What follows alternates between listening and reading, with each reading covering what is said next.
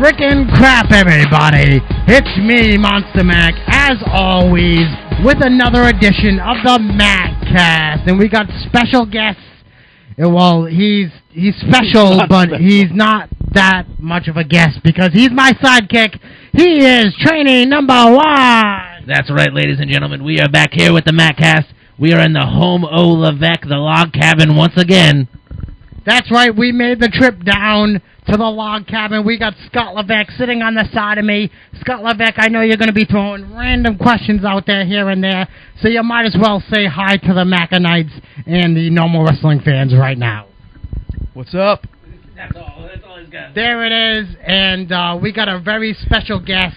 But before trainee number one yells at me because I suck at announcing the guests, I'm going to hand it over to him so he can give the special announcement.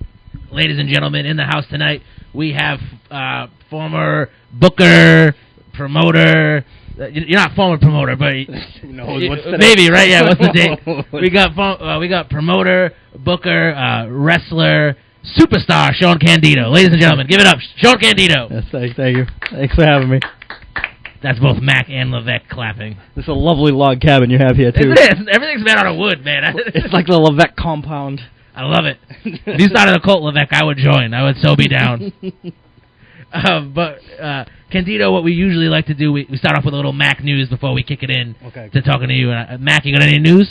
See, Candido, I like to please the Mackanites out there before I go on to please the actual wrestling fans. I got you. So yeah, cover all of them. Cover all of them. We got some Monster Mack news, and it's unfortunate Monster Mack news. If you haven't heard, you know now that me and Monster Mack, trainee number one, are no longer Showcase Tag Team champions.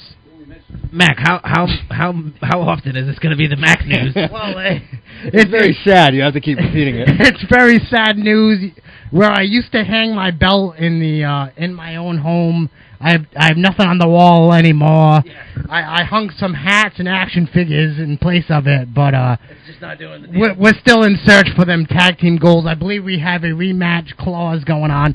And Candido, while you're in Scott Levesque's studio, I just want to mention, where is tag team Whaling City Wrestling rematch clause? Where is it? You didn't get a rematch? No, did we? No, we did. I'm pretty sure we did. I thought there was a couple of them, actually. Okay. I say we go for a third. You write that down, okay? All right, let me make a note.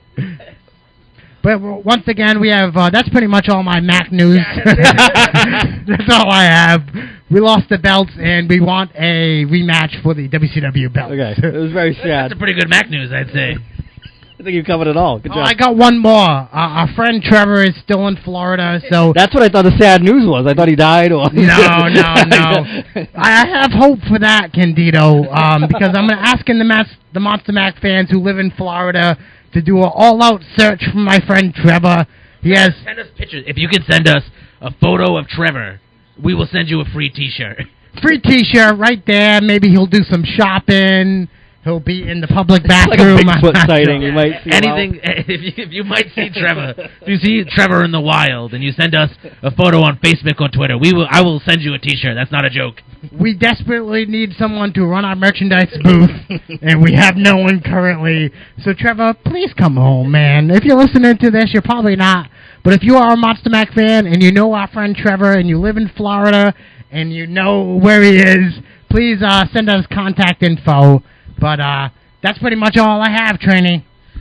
All right, Mack. So I say we get this party started there, Candido. All right. I know when we first talked about this, you were ready for some... You're going to drop some nuggets of truth all over us. I'm not sure what phrase you used. I'm not sure what phrase you used exactly. But so we're going to start it off a little basic. I know Levesque's got his notes over there ready to go. What were your earliest memories as a fan of wrestling? Before getting into it? Before getting into it. As, like... I'm assuming you were a young little boy. I don't know if you were still bald. no, I think it was a pre-bald. Pre-bald, okay. I went to luckily my father was into wrestling when I was a kid. Yeah. So we went to a lot of shows, Boston Garden shows, Civic Center, Providence Civic Center, Worcester Centrum. I went to 3 WrestleManias, SummerSlams, all that. If we could drive there, I went to the shows. Yeah. So I mean, like I remember like old school Boston Garden, like they did King of the Ring tournament before it was like a pay-per-view. Yep. I think it was Savage that actually won it. And at the time too, my dad owned a furniture store in Worcester, and on the local radio station he would advertise. So whenever WWF at the time came to town, we got tickets, and we had it in the luxury boxes or whatever. Look at you, Mr. Fancy. Yeah, no, it was great. You know, the plush seats in the bar right behind. I couldn't drink, but you know, it was there. Yeah, they had food. I could walk up to it. So and I get to meet a lot of the guys backstage and stuff. So it was definitely. As a kid, I was cool. I was all around wrestling as a kid. You were just in it right away. Oh yeah, I rocked out like a mother. No, you can swear. It's okay. Yeah, you can swear on this. Yeah, I don't mind. Wait, how many was Levesque allowed? I usually give the 3 F-bombs, but if you go into the 4, I'm okay with 3 that. 3 per episode, right? Yes, Okay, exactly. Right. It reloads every single time. We like to stay away from the C word. Okay, all right. But if it slips out, I might. I love that word. Yeah, I like to do throw it the left same and at right. home. Yeah, you stay away from it. But you know, yeah, I marked out as a kid. I got to go, like I said, a lot of the WrestleManias at was it 4, 5, 6. Jesus, first 2 SummerSlams. Survivor Series that Undertaker debuted. That was in Connecticut. Did you go to any of the Armory shows? I remember the WWF running some Armory shows. No, because as time went on, like as I got older, I kind of, for a little period, I kind of didn't pay attention very much anymore. Like I guess maybe like the early 90s. Yeah, you know, I think when Doink started coming around and the Goon and Tatanka. All I remember as my childhood was seeing Tatanka in the Armory. That's all I remember. Yeah, no, the first time I went to the Armory was as a worker.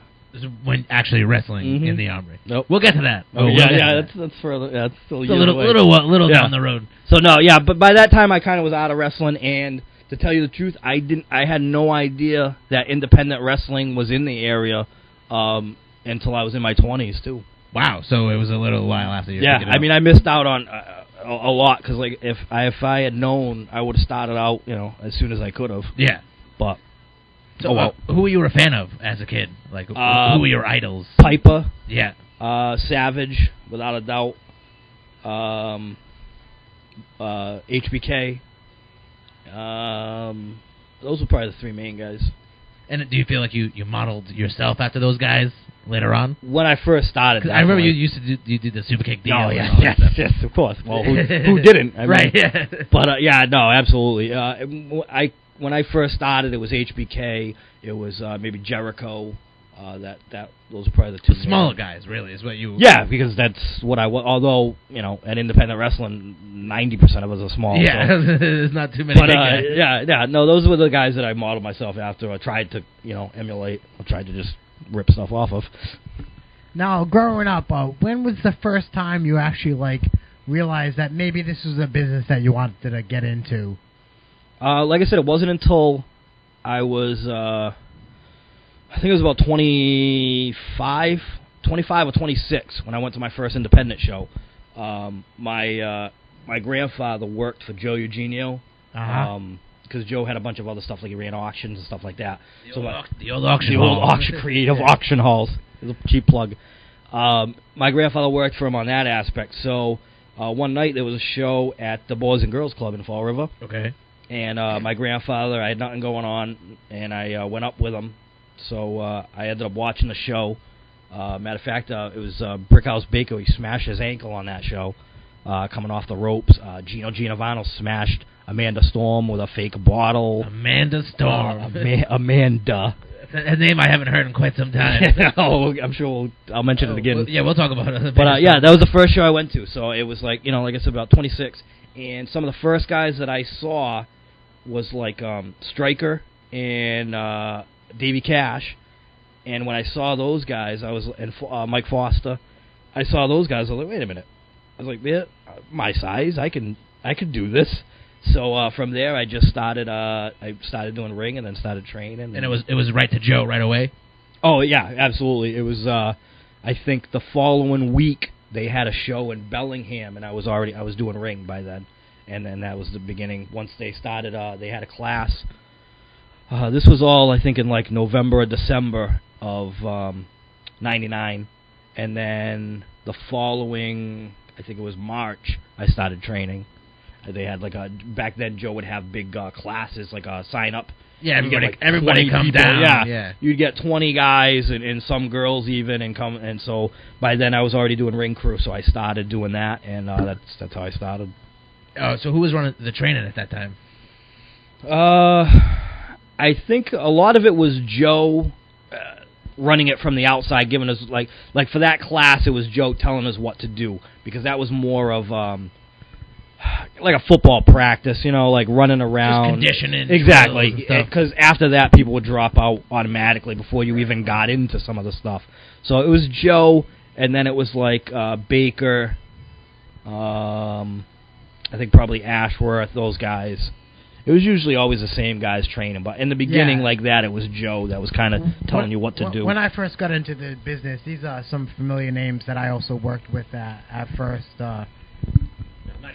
And I know that, like, what you're saying, like, was there a lot of drills where you would, like, run into the ring, take a bump, roll out, the next guy would come in? Yeah, absolutely. He would take a run You'd run in, take a bump, or you'd run in, get thrown over the opposite rope. Yeah, it was all like more physical stuff than actually learn how to wrestle, because through those 20 guys, you would weed out a ton of guys just on the first day. I see. Like we had like 20 guys in the class that I started, and only 2 people, one being myself, ended up actually wrestling. Yeah. And the other person was Mr. Levesque's cousin. Dan Strike? Yes. I did not know you were in the graduating class with Daniel. Yes. I think he left him back or whatever, but... Yeah, he took like a 6-year hiatus. Yeah, but we were the only 2 that actually became, quote-unquote wrestlers. Dan, if you're listening to this, I know you want to be on our show, so we'll get back to you soon. Yeah, well, I dropped some information on you. We'll write it down. We'll try to get you on here. We'll have Dan Strikes on here. I'm down with talking to Danny Strikes. Did you know that? Yeah, like I said, there was about 20 of us, and we were the only 2 that actually became wrestlers. Yeah. That's pretty... I see... Even Scott Levesque is finding out information. He didn't know. This is going to be an informative segment. So you were training. You guys got down to the class where it was just you and Dan left. Yep. When was your first match? When did they? That was the first time I started training. Was back was it in like March. battle royals and stuff? They had you slap you guys in first, or no? Actually, normally that was the way. But I trained. We started in March. Before that, I learned how to bump. Like Davey Cash was the first person. Davey Cash and Tavian Rave. I don't know if you guys remember that. Christ. They taught me how to first bump in the back of the auction hall or whatever, some random night, and so I started training in March, and I had my first match in July, and that was back when you had to actually learn how to wrestle before you could wrestle. They put you on shows. Yeah. So and I was training we had training like 2-3 times a week for like 3 hours at a piece. It was ridiculous. Back then, it was actually training. So, but I had my first match, and it's kind of funny because there's a guy on TV that is kind of partly responsible for me having my own match, and that's Fandango. Johnny Curtis, yes, who was Jonathan, who was just Jonathan. He was like a henchman of Dr. Heresy with that gimmick. It was, and we did a show.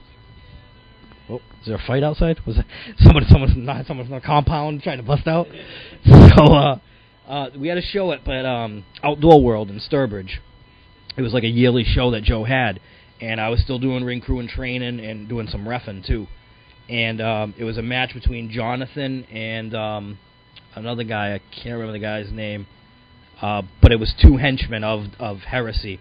And the match was not so good because back then Jonathan was not Johnny Curtis or Fandango. And I remember watching it, and I looked over to the guy who was doing music. His name is Joe Pavo. He used to do all the sound and website and stuff for Yankee and South Coast. So I looked over him, and he had a couple laughs or whatever. And then after the show, he ended up mentioning to Joe that if those guys could get a match, that he should let me do my first match. Yeah. So the following week, which ended up being July 3rd, it was at Kennedy Park, July 3rd, 2000. I just want to let you know, Candido, in the in the description of this episode, it's going to say, how did Fandango have to do with Shawn Candido's first match? Yeah, no, definitely definitely name drop. We're name dropping. But yeah, so I had my first match because of Fandango. That's all. And you said you were saying that at Kennedy Park, you guys. Yep, Kennedy Park in Fall River. My first match was myself and Kid Crazy against the Damned. Do you feel like your age, with being an older guy, getting into the business, I don't want to say late, but a little later than most of the guys. Yeah. Especially now, yeah. Do you feel like that had a play on how fast you got booked in the no, I think I got booked fast, I think, because at the time I went to training, every training was in the ring from the beginning to the finish. So you pretty much showed dedication. Yeah, I got along right off the bat with everybody. I was respectful with everybody. You were helping out with the ring. Yeah, I was doing ring. I paid my dues, quote unquote, paid my dues. And like I said, I learned how to ref. And because I think, also too, because my grandfather worked for Joe, I kind of got to be friends with Joe a lot quicker than some of the other guys. So that played into it too. But yeah, I kept my nose down. I did what I was supposed to do, and that's kind of how, I guess. Now, after all these years, looking back as a wrestler now, how do you feel about your first match?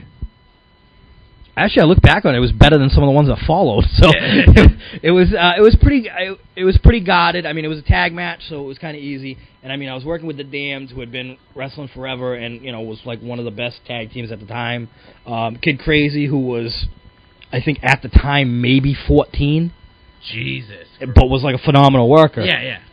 He was ready to go at 14. Yeah, and I mean, like I said, how I got along with everybody so well and knew everyone before I even wrestled. Like the Damned, I didn't get one single chop in that match. Yeah. And like the Damned, if you've ever watched a Damned match, you know, beat the shit out of people. Yeah, it's right up there with Rick Fuller. So, but no, they took it ezy on me, and I think it went all right for a first match. I've definitely seen worse. Let's say now, match one, were you already Shawn Candido? Yeah, I didn't, I wasn't one of those guys that had a gimmick and name from before I even trained, because God knows there's plenty of them. So I had no idea, but through training, at the time I had short bleach blonde hair. Right. And the guys would call me Chris Candido. That would be how, they wouldn't remember my name. That would be how they referred. Yeah. So when it came time to wrestle, I kind of just, I stuck with that, because everybody was already calling me anyway. And I just took Shawn from HBK, and that was just how it worked. And that's where you got the Shawn Candido from. I was going to be the triple threat Shawn Candido. Luckily, Giovanni talked me out of it. Look, dude, that might be a bad idea. Yeah, that might not work so well, and looking back, it was a good idea. Yeah. So that's how Shawn Candido stuck. So you got your first match in, you start working for, it was Yankee Pro Wrestling at the time, or was it? Yeah, it was still Yankee. This was before. No, it was Yankee, but it was before the South Coast split. Before the South Coast split. Okay, so right before. But just Yankee going on right now. Yep, just Yankee, and it was at Kennedy Park. And this was, I think Ricard was still a cameraman. So Steve Urkel, you're talking about, was a cameraman at the time. And who was booking? Was it Joe? That's a good. I think it might have been Bobby Cruz.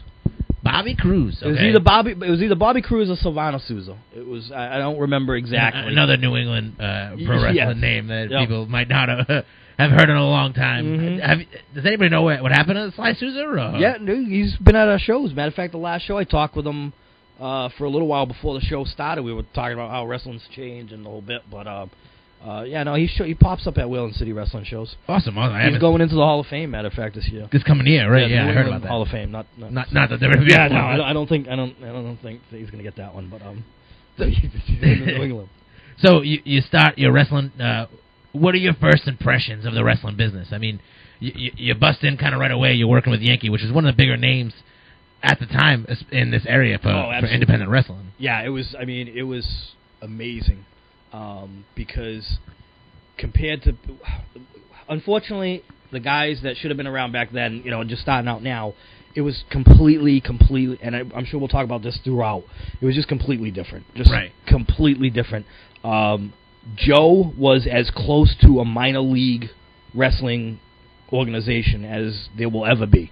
You're talking about even NXT. Yeah. I mean, even NXT, because NXT, they have their shows at, their one place or whatever. Yeah. Joe did shows all over New England and did lots of shows and did big houses. I was going to say, what was the typical house at that time for Joe? A typical house for like a PAL would have been anywhere from maybe 150 to 200. Right, and that's good. Yeah, and that was actually down when I started from before that, when wrestling was bigger. Period. Yeah, it went through a couple different booms in my career, but right before I started, when it was in its boom, like late 80s, mid 80s, something like that, I mean, the houses at PAL were like 300. Jesus, yeah. See, So, I was a kid at that time. Yeah, exactly. Going to those shows and watching. Yep.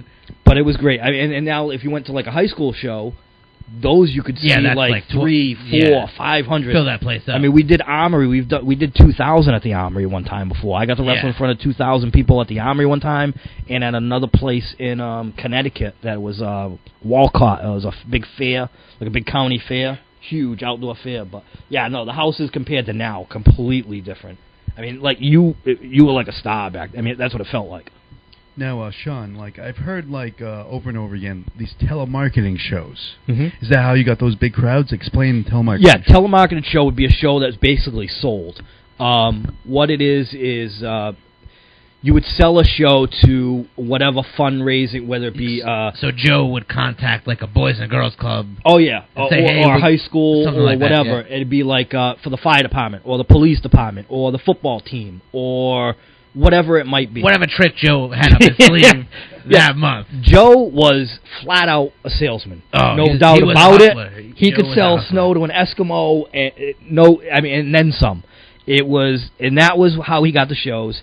Nobody else did it for him. He was selling those shows. He was making the phone calls. I even got to, as time went on, I got to go with him like to meetings with schools, like whatever it was, the PTO or the football, whatever it was, to see him work. And that was a telemarketing show. Someone paid for that show, however much it would be, whatever star they wanted, or multiple stars. Yeah. Case was always a good one. Case High School. We did that every year. Houses were phenomenal. And then what we do is that was usually, I believe, the police, and one of them owned a restaurant out in Somerset. It was like TK something, TK O'Shea's. TK O'Shea's. Yeah. Was that it? Yeah. Okay. TK O'Shea's, and we'd all the workers and everybody would go after the show there and eat for free. And whatever star was on the show would come. Yeah. I remember I was trying to hook up with Luna one time after one of the shows. So that would be a telemarketing show, and those were like back then every week. I mean, I did in 2001 or 2002. I did over 100 shows in that calendar year. So it was like 2 shows. It was Friday, Saturday, weekend. Sometimes Sunday. Yeah, it was every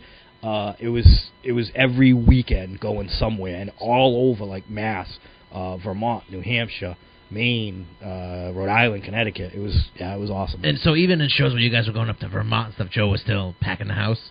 Oh yeah, you didn't. There's probably a handful of shows that were like, under 50 people. I mean, even at this point, under 50 people at an indie show today. It's a good house. That's not a bad house. It's a good house, and that's what everybody's doing. Don't believe the hype. Right. That's what I'm doing. That's what everybody else is doing. Everybody's doing the same, because that's just where the business is, and that's. But yeah, no, that I could count on one hand probably those amount of shows. I mean, we're talking hundreds every time out. So that's crazy, man. I mean, that's a totally different. Like I said, I was a fan at that time going to those shows, so I know what you're talking about. I mean, people missed out. The guys that start, nowadays, they missed out because it was completely different. I mean, everywhere from the crowds to the locker room to the show, just everything was completely different. But like I said, you felt like a star back then. You felt like, like a wrestling superstar. So at that time when you're working twice a weekend, every weekend, what is the locker room looking like? Who's in the locker room? Oh, Christ. You'd have Brickhouse Baker, Scott Ashworth, Redemption, Kahuna, Michael Foster, Tex McCoy, Alex Payne, Highlight Kid, Davey Cash. Yep. Jesus. Lance Silva. Louie. Yep. Louie's my boy. My former tag team partner. Oh God, we're gonna get into that, aren't we? The tight shirts and the pleather pants. Oh yes. That was. I mean, that was a lot of guys, but there was also guys. Tim Towers, Mike Steele, Christ, Phil Apollo. Those were kind of as I was Johnny Idol. Those were kind of guys that as they were almost on their way out as I was coming in. But Rick Fuller, they were still working there. Nope. Now, you say Joe. Would you say Joe is the best promoter you've worked for?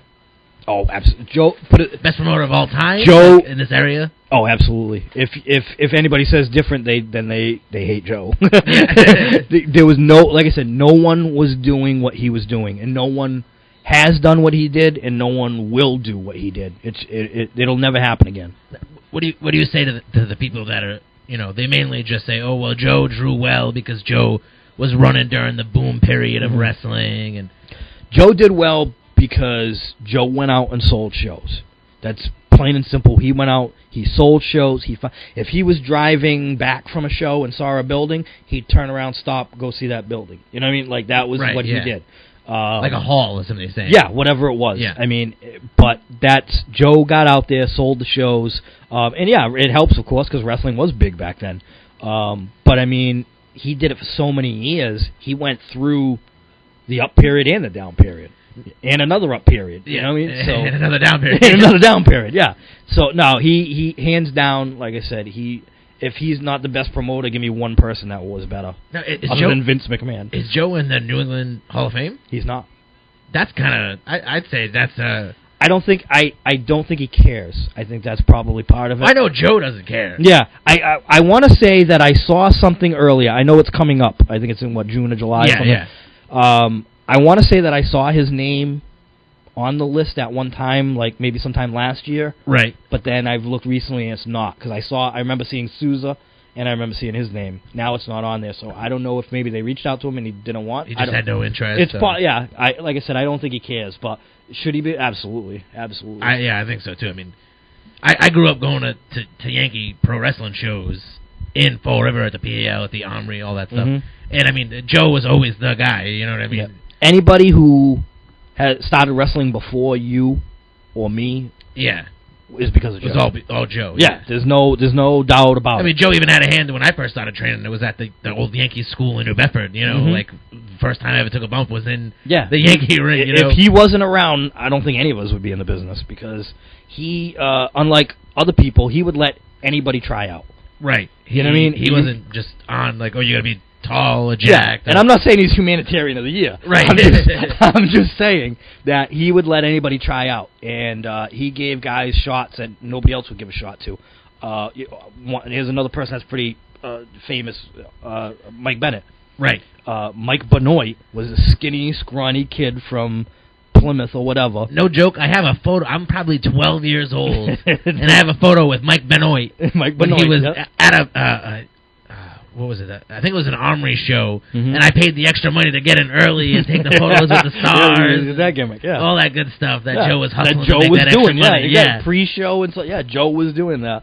Before they had access, Joe was having his pre-show. But yeah, no, someone like Mike Benoit back then wouldn't have got a shot with anybody else. So, and Joe gave him a shot. You know. So you start off. You say you're about a year into the business. What were you? Obviously, you were happy you're working these big ass shows. Oh, a lot of people. You're working with a lot of different names. What were the first speed bumps you hit that made you think man, wrestling's kind of shitty sometimes?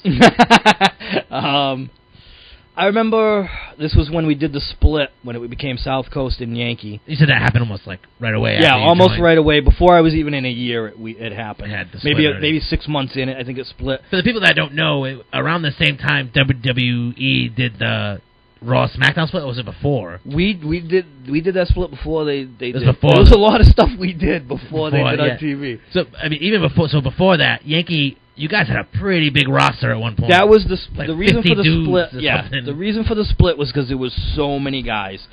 It was around the time that Ricard brought in all the Maine guys from the state of Maine, which was Heresy, Don Juan DeSanto, Frankie Armadillo. Yeah. Frankie Armadillo, Jesus. Johnny Curtis, all those guys, they all came down together from Maine. So there was a whole bunch of guys, and we needed a way to get them on shows, and that was why the split happened. So we had, Raw and SmackDown. We had Yankee and South Coast. And Ricard was South Coast, and I believe it was at the time Bobby Cruz was Yankee. So Ricard right away was booking South Coast during the split? Right from the South Coast was Ricard's right from the beginning. And Bobby Cruz was. What were you working for? Where were you? I was in South Coast. You were a South Coast guy? South Coast ended up being a lot of those main guys, a lot of the newer guys, and a lot of the younger guys. Did you notice a major difference between South Coast and Yankee, or were they pretty much the... Absolutely. It was Yankee was all the vets, along with Bobby Cruz, a vet. The more established names. Yeah, and Ricardo, the first-time booker, and all of the younger guys, the main guys, myself, the guys that Johnny Angel, who was a new guy to the company at the time, Gino. It was all the younger guys got to go to South Coast, and the vets kind of were in Yankee. So South Coast, I think, from what I know of, was supposed to be like the training ground to start out with. Yeah. But I don't think it didn't end up being that. So I kind of cut you off about the speed bumps at pro wrestling thing. Sorry. That's okay. Sorry. That was my fault. Yeah, there's going to be a lot of branches off of this tree. Was there a difference between the attendance and the fans between the Yankee shows and the South Coast shows? Not so much. I mean, a little bit, because you had, maybe somebody wanted to see Johnny Angel as opposed to seeing Sweet Scott Ashera. Yeah. But for the most part, I mean, the fans still came out. And like I said, this is still in wrestling's heyday, so they were still coming out. We'd be at the PAL, Yankee would be at the PAL, and 2 weeks later, South Coast would be at the PAL, and same thing with New Bedford. So, you'd see a lot of the same faces, and the crowds were, amount-wise, were pretty much the same, at least in the beginning. It did kind of taper off as time went on. Sorry, to answer your speed bump question, let me get back to that. I think the first one happened when I went to South Coast. It was at the Fisherman Club. I guess Steve Urkel had someone, I don't know who it was, but it was someone like looking at the matches and giving them input on the matches. I have no idea who it was. It wasn't someone associated with the company. I don't know who it was. I don't remember. But it was someone and they said that I just shouldn't be in a ring or something along those lines. So, and that kind of hit me. I mean, at the time, though, I'm wearing Hardy Boy gear. You know what I mean? I don't have boots yet. I don't have actual tights. What does Hardy Boy gear consist of? Hardy Boy gear. Let's lay this out. Mind you, it was quite popular at the time. Right. Everybody loved the Hardy Jason Boy. Blade had Hardy Boy gear. Yes. It was the tight Hot Topic shirt, whatever spandex, it may be, yeah, right? whatever, spandex, nylon, whatever it may fishnet, be. Maybe. No, I didn't go fishnet. You didn't go fishnet. There were fishnets in the locker room, and you had the baggy black pants with all the fucking zippers. Baggy pleather. The trip pants. There you go. Those are the ones from Hot Topic. It was a Hot Topic ensemble, and and then I had the Undertaker Tech 9 boots, and that was my gear at the time. So you just looked ridiculous, is what you're saying to me. Well, I fit in back then. Right. Everybody looked ridiculous at the time. I fit in back then. But yeah, for the first 6 months I didn't have, and then after that I got gear. But that did prompt me to change my look when I heard that. But that brought me down. The most to that point, that brought me down. I had never had anyone criticize me like that. Because like I said, I was cool with everyone, and they give me points and stuff like that. That was the first time I had some rough criticism that kind of took it to heart. Now, Shawn, South Coast, Yankee, any notable feuds? Yeah, I actually got lucky. I got one right off the bat, and it was just... it happened by accident. I had a match with Nick Steele, and Kevin Castro was a manager who also managed Izzy Strait. Now, Izzy Strait turned heel. He was a face for a long time. Turned heel. Was Notorious IZZ. Izzy Strait, yeah. Izzy Strait. Before we went on the air, we were talking about the YouTube clips with the old Yankee stuff, and I seen a bunch of Izzy Strait stuff. That gimmick, he was so over. Now this was before I was wrestling, but I've seen it and I've heard it. He was so over, but he had been a heel at this time, and so I had to chase Kevin Castro around the ring at the PAL. Chased him out to where the souvenir stand was. Came back, and when I hopped over the guardrail, Izzy Strait was supposed to be there with a chair to hit me with a chair. Well, he hit me with the chair, but the PAL chairs had a wooden seat. Yeah, it was like the wood seat and then the metal lip frame on the top. Yeah. Yeah. Well, there was metal brackets underneath. So when he blasted me with a chair, when I got caught by one of the metal brackets and split me wide, I was bleeding like a stuck pig. They rolled me in the ring. I had bleach blonde hair. and it was just maroon so everywhere. Ric Flair style. Yeah, it was bad. It was bad. So that started my first feud with Izzy, and we ended up settling it with like a first blood match. Now, a little side question. Yep. Is he straight? I guess it depended on what time of the year it was. It was up and down. I'll tell you what, he was the skinniest, scrawniest dude, and he was the stiffest MFer I've ever wrestled to this day. He was stiff, and he wasn't a jerk. He was just stiff, and you would never think it looking at him. But I had some good matches, and like I said, it was my first feud, and I was all amped up, and we did a first blood. I mean, I hadn't even been in the business a year, and we did like a first blood match. It was great. So, because of you got busted open. Because I got by accident. Led up a few to that. stitches, and yeah. I mean, I was out on my feet, but it was great. So that was your first big feud? Yeah, that was my first feud. Now, when did the booking thing when did that stop piquing your interest? Well, it's funny. I booked before I knew what it was called, and so you were just like throwing your ideas out there. No, I'm talking about like when I was a kid. When I was like 12 or 13, my friend had he was a greenhorn, so he had this. Naturally, he has a cellar that's finished. Yeah, he has a bar down there. Slightly racist, but I'm okay with it. Well, whatever. It's true though. I'm Portuguese. But he has the finished cellar with the bar and the couches and everything down there and the rug. So when we were kids, his parents would go out on a Friday or Saturday night, and we'd get to stay home alone, and we'd have wrestling matches. And we would film them. I had a camera with a tripod. We'd film it. This is down in the basement? This is down in the basement, but it's a finished basement. Oh. So it's not like we're not down there with spider webs and rats and stuff. It was like, thin carpet and couches. So we did wrestling matches, and I wrote all the wrestling matches. Oh, I see. So I put over who was going over and stuff like that. And like I said, I have no idea the terminology, the booking, who's over. None of that. I don't know any of that. I'm just writing it as it's a story or whatever, using ideas from TV and kind of changing them up. Yeah. And that's what I did as a kid. So I did that before I ever knew what it was. So did you guys lay anything down on that cement floor? Yeah, there was like that thin indoor carpet. There was that over there you go. Yeah, no. That should protect the guy. Yeah, there was only a few rug burn and broken noses, but other than that, everybody was fine. But so I was into that before I ever got into wrestling. So when I got into wrestling, I always wanted to do it, but like I said, the way I started, I kept my mouth shut because that's what you did back then. So it took a while. The booking came in, I think it was 2002. I had just been in for 2 years. I see. And Guy was the booker, Guy Medeiros. He was the booker for a short term, and big blowout or whatever. He left. It was not on amicable terms.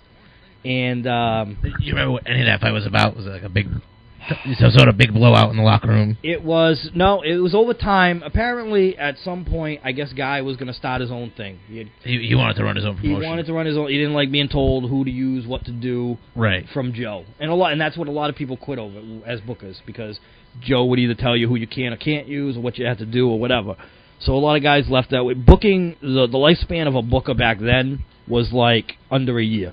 So everybody was just in and out. It was Sousa, and then it was Cruz, then it was Sousa, then it was Cruz, then it was Tony the Maniac, then it was Guy, so Guy left, and I really wanted to be a booker, but I've only been in for 2 years, and then once again, Joe Pavo, who was behind the scenes with the website, the posters, the music, everything, a really good guy who really made Yankee go from behind the scenes.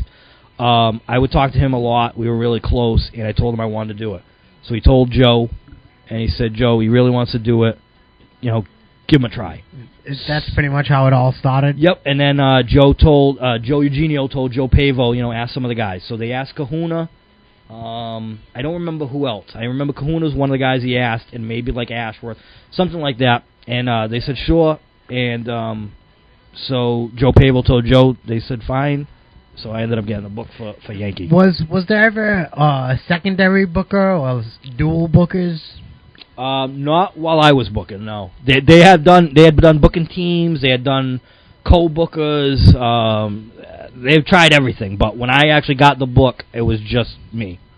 which I'm glad because I don't work good with a pair. And was there always like a higher up who had to clear the matches? Or yeah, you had to like clear that? it through Joe. But I see. I was very lucky. And like I said, a lot of it had to do with maybe, because of my grandfather's relationship with him and the way that when I started, like I said, I just kind of did what I was told. But when I took the book, Joe really didn't interfere much at all. He let me, for the most part, do whatever I wanted to do. Now, certain wrestlers, did you find that maybe some kind of problems came up with guys that you used to like now that you were the booker or anything like that? No, especially not at first. The guys that I had already known, the guys that I had already been working with, like the vets and stuff like that, they all gave me a chance to do what I wanted to do. At the time when I took over, there was a lot of hostility in the locker room because Guy was booking his quote-unquote guys. Is this when Guy ran NRG? Right before. This is right when he left. That's when he started NRG. Okay. Guy had all National his people, Ring Grapplers, whatever it was. They stole the ACW building back in the day. Yeah, so I heard. We ran out of the Salvation Army, and they showed up to that show. Yep. Guy, who else was it? That's been Dan Freitas. Levesque. Remember, I'm not 100% positive, but they beat a bunch of people with clipboards. Yeah, there's a promo. Sounds about right. Clipboards. And then, like, 2 months later, a couple months later, NRG was our building. Out of that building. Yeah, I was like, what the hell, man? Yeah, no, I believe it. Yeah, well, Guy, that was why the locker room was really hostile because Guy was booking all his guys at the top, which was like Score, Mike Bennett. All the vets were kind of being on the undercard and stuff like that. So when I took over, Guy took all those guys and left. So he kind of just, like, there was chaos. Right. And the vets just wanted to get back what they thought they should still be a part of. Yeah. And so when I took over, that's what happened. So right from the beginning, I kind of had a good spot because I changed everything up, switched everything around, put those guys back on top where they still belonged, and it just went smoothly at first. Now, Shawn, did you book South Coast or both? No, just Yankee. South Coast, I wrestled for South Coast. All right, well, let's backtrack a little bit because I'm sure you're going to want to touch on my relationship with Steve Urkel. Of course. We can't. So we gotta start from scratch. When I started in South Coast, me and Urkel were actually very close. You guys are good friends? Yeah, we would talk like on the computer or whatever all the time. Yeah. And we got along well. And so he was booking me for a while. But something happened, and the only thing I can think of is, I guess someone had hacked my AOL account one time. So this is how long ago it was. This is an AOL account. This is not that I still have an AOL account, but AIM and stuff. So yeah, this was a minute ago. This is like 2001, probably. Okay. So I guess someone hacked my account, and whoever it was, I must have went online and talked to Steve Urkel because I would normally talk to him. So maybe he hit up whoever it was while he was online. Right. Yeah. So apparently, I guess he must have talked some trash to Steve Urkel, so I got heat for that because he thought it was me. So he came at you right away, like, "What the hell's your problem, man?" No, he didn't come at me. That's why I found this out later on. Okay. Because that wasn't Steve Urkel. Steve Urkel wouldn't come right out and say that. He would punish you, quote unquote punish you. So things started changing. The relationship changed. So that happened, and then I was like an interstate champion or something like that. Okay. And he brought in a Caesar Suave and from New Jersey. Okay. That sounds familiar to me, kind of. Caesar Suave from New Jersey. He came in, wrestled a couple of shows, and then Ricard's like, okay, he's going over on you for the belt. I'm like, okay. I said, like I said, I wasn't one to say anything, but in my head, I'm like, all right, you just brought this guy in from New Jersey for a couple shows, and now you're going to put him over for the strap. Clean, might I add. I don't have no problem putting anybody over, but it just didn't make sense. To you, at the time. So I did it or whatever, and he's like, okay, I'm going to put it back on you or whatever. Well, Caesar Suave never came back. So he won the belt, and he was out. He was gone. So I was like, okay, well, that's weird. So move ahead a little bit, and I had a big match with, they set up an angle with GQ Smooth. Yep. Who is my favorite person to work. Me and him had awesome matches. Whenever we never had a bad match. Just clicked right away. Just clicked, and we did matches everywhere because, like I said, the amount of shows we did, it was whether it was Sturbridge, New Bedford, Fall River, this high school, that high school, just phenomenal matches. and we had a feud, and we were set up to wrestle at the Armory and GQ had the strap, the South Coast strap. Everything pointed to me going over for it. Right. Back then, the ring crew was guys like Chris Pyro, Okay. Brandon Webb, Okay. Fantastic Frank, Franco Fantastico. Fantastico Frank. These were all the ring crew guys, and I Right. was part of that along with Kevin Estrella. We used to do the setup for the music and all that. So the whole day at the Armory we're setting up, and these guys are razzing on Ricard about, Right. you better put him over, you better put him over, you better put him, just busting his balls, just all day. And I didn't get involved, I just laughed. Well, come time for the match, all of a sudden, it's me over by disqualification. Okay. So no belt for Candido. No belt. You see that, what are you thinking when you're in the locker I'm room? pissed. Yeah, you're mad. And let me just say, I'll be the first to say belts don't matter. And it wasn't the belt. It was the premise of the whole thing, and it pissed me off because they razzed him, and to prove a point that he was in charge, he did the changed. opposite. Yes. That's where you get personal as opposed to business. So I was pissed. So I went to Joe, I told him I was done. I was going to do the match. We were like first half or something like that, I think. I went out there, we had a phenomenal match, and I changed the first time in almost 14 years I ever changed the finish. And I put GQ Smooth over clean. I'm like, there's no way. I said, if I was supposed to go over and you changed it because of that stuff, I said, I'm not going to just go out there and take the DQ finish. I'm putting GQ over clean. Yeah. I went out there, put him over clean. We had a phenomenal match, came back, told Joe I quit. I guess there was still a 3-ring battle royal. That was the main event. 3-ring battle royal. It was great. Okay. 3 rings. 3-ring battle royal at the Armory. Fantastic. I may remember. Oh, man. 3 freaking rings. How can you go wrong? Joe didn't want me to quit. And he actually, and thinking back, I should have taken the deal. He told me, I'm going to put you over. Yeah. He said, and he brought Ricard over, and he brought, I think it was Silvano Souza over. Or maybe it might have been Castro, actually. Kevin Castro was booking Yankee. Brought whoever was booking Yankee and Ricard over. He said, Jamie's going over, and we're going to put the South Coast strap and the Yankee strap on the line, and he's going to win both of them. Okay. Thinking back, I should have taken it. Cause right, I would have been the only person ever. It would have been great. to do the Yankee champion in the South. Sure, why not? I said, thank you. You were pissed, but though. no. Right. Yeah, I said, I appreciate it. I thank you, but I'm not going to work for Ricard like that and be treated like that, and because it's personal. And this is the beginning of the Candido Ricard. That is the line in the sand. Now, we did the Battle Royal, and they still put me over. Yeah. And I think last 4 or 5 guys, it was me and like heels. It was me and I think Punisher was one of them. Don Vega. Yep. And one of them was Crazy Mexican. Okay. And who is? Right. Steve Urkel. As everybody knows. Steve Urkel is the Crazy Mexican. So, whatever it was, they were working me over, and Steve Urkel goes up to the top rope. Now, whatever he's doing, he's shooting it on me, because he didn't tell me. Right. So I'm down on the ground. He goes up to the top rope.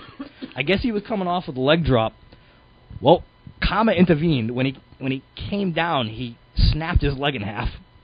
He broke his leg at the show? He snapped his leg in half as he was trying to shoot a move on. Wow, I never knew that. So I felt justified then. I was like, oh, God agrees with me.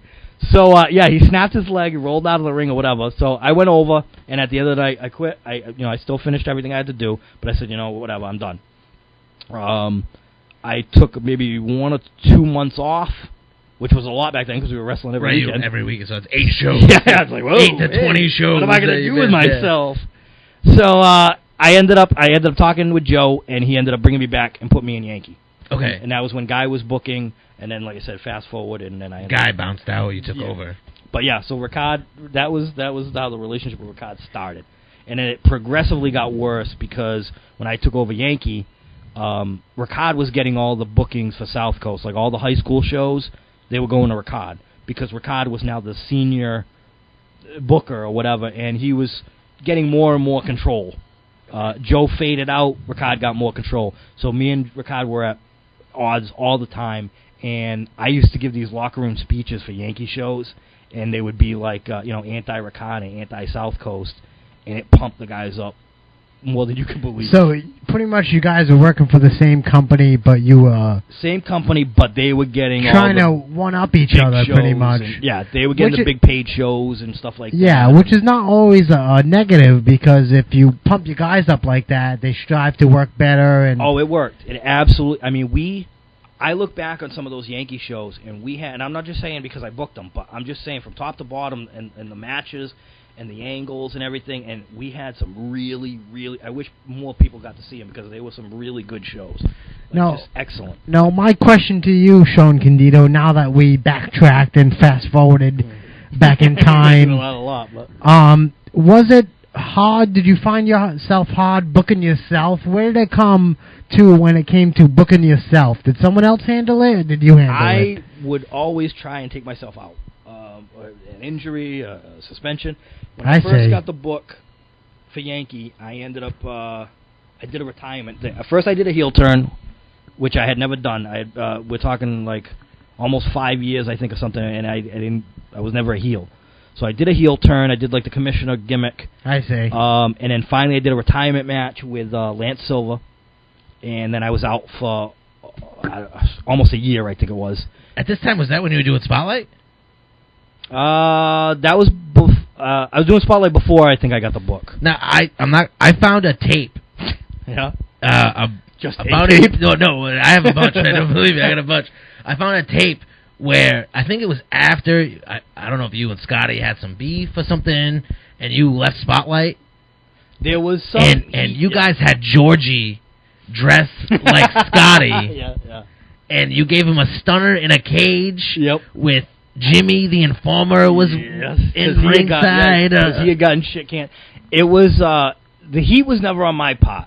Apparently, when Bobby Cruz started UWF, right? We were talking about this earlier. When Bobby Cruz started UWF, wasn't there some sort of deal like where you guys felt like Scotty was focusing more on the UWF deal, and you guys were working with him very liberally, yes, right? Joe was obviously territorial, and for good reason. When you're running 100-something shows, you don't want anybody taking any shows from you. Right, yeah. So he was very territorial. So when Bobby Cruz left, he started his own company and started running in the area. Right.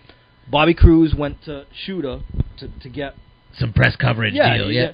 So Joe took that to offense, and the relationship kind of soured between Joe and Wrestling Spotlight. Yeah. I was a co-host and was caught in the middle. Right. Shooter at the time, I think, I don't know if he thought I was a spy or something. I had nothing to do with any of the heat. But there was some sort of drama going on. Yes, I was in the middle. The angle we did, Joe wanted to do with George dressing up as things. So we did it. I wasn't going to argue or stuff like that. But it was not my idea, and the heat had nothing to do. I just got caught in the middle of it.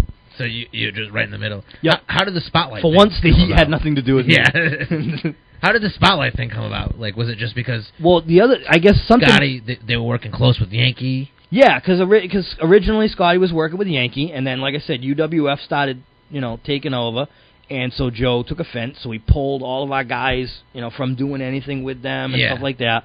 So they had a falling out, and Shooter took it personal, too. Yeah. So everybody was mad at everybody. So I stopped doing the show just because I didn't want to be in the middle. And then I guess something happened with Jimmy and Scott, too. And that's why Jimmy ended up taking part in this, because he was at odds with Scott, too, in the show.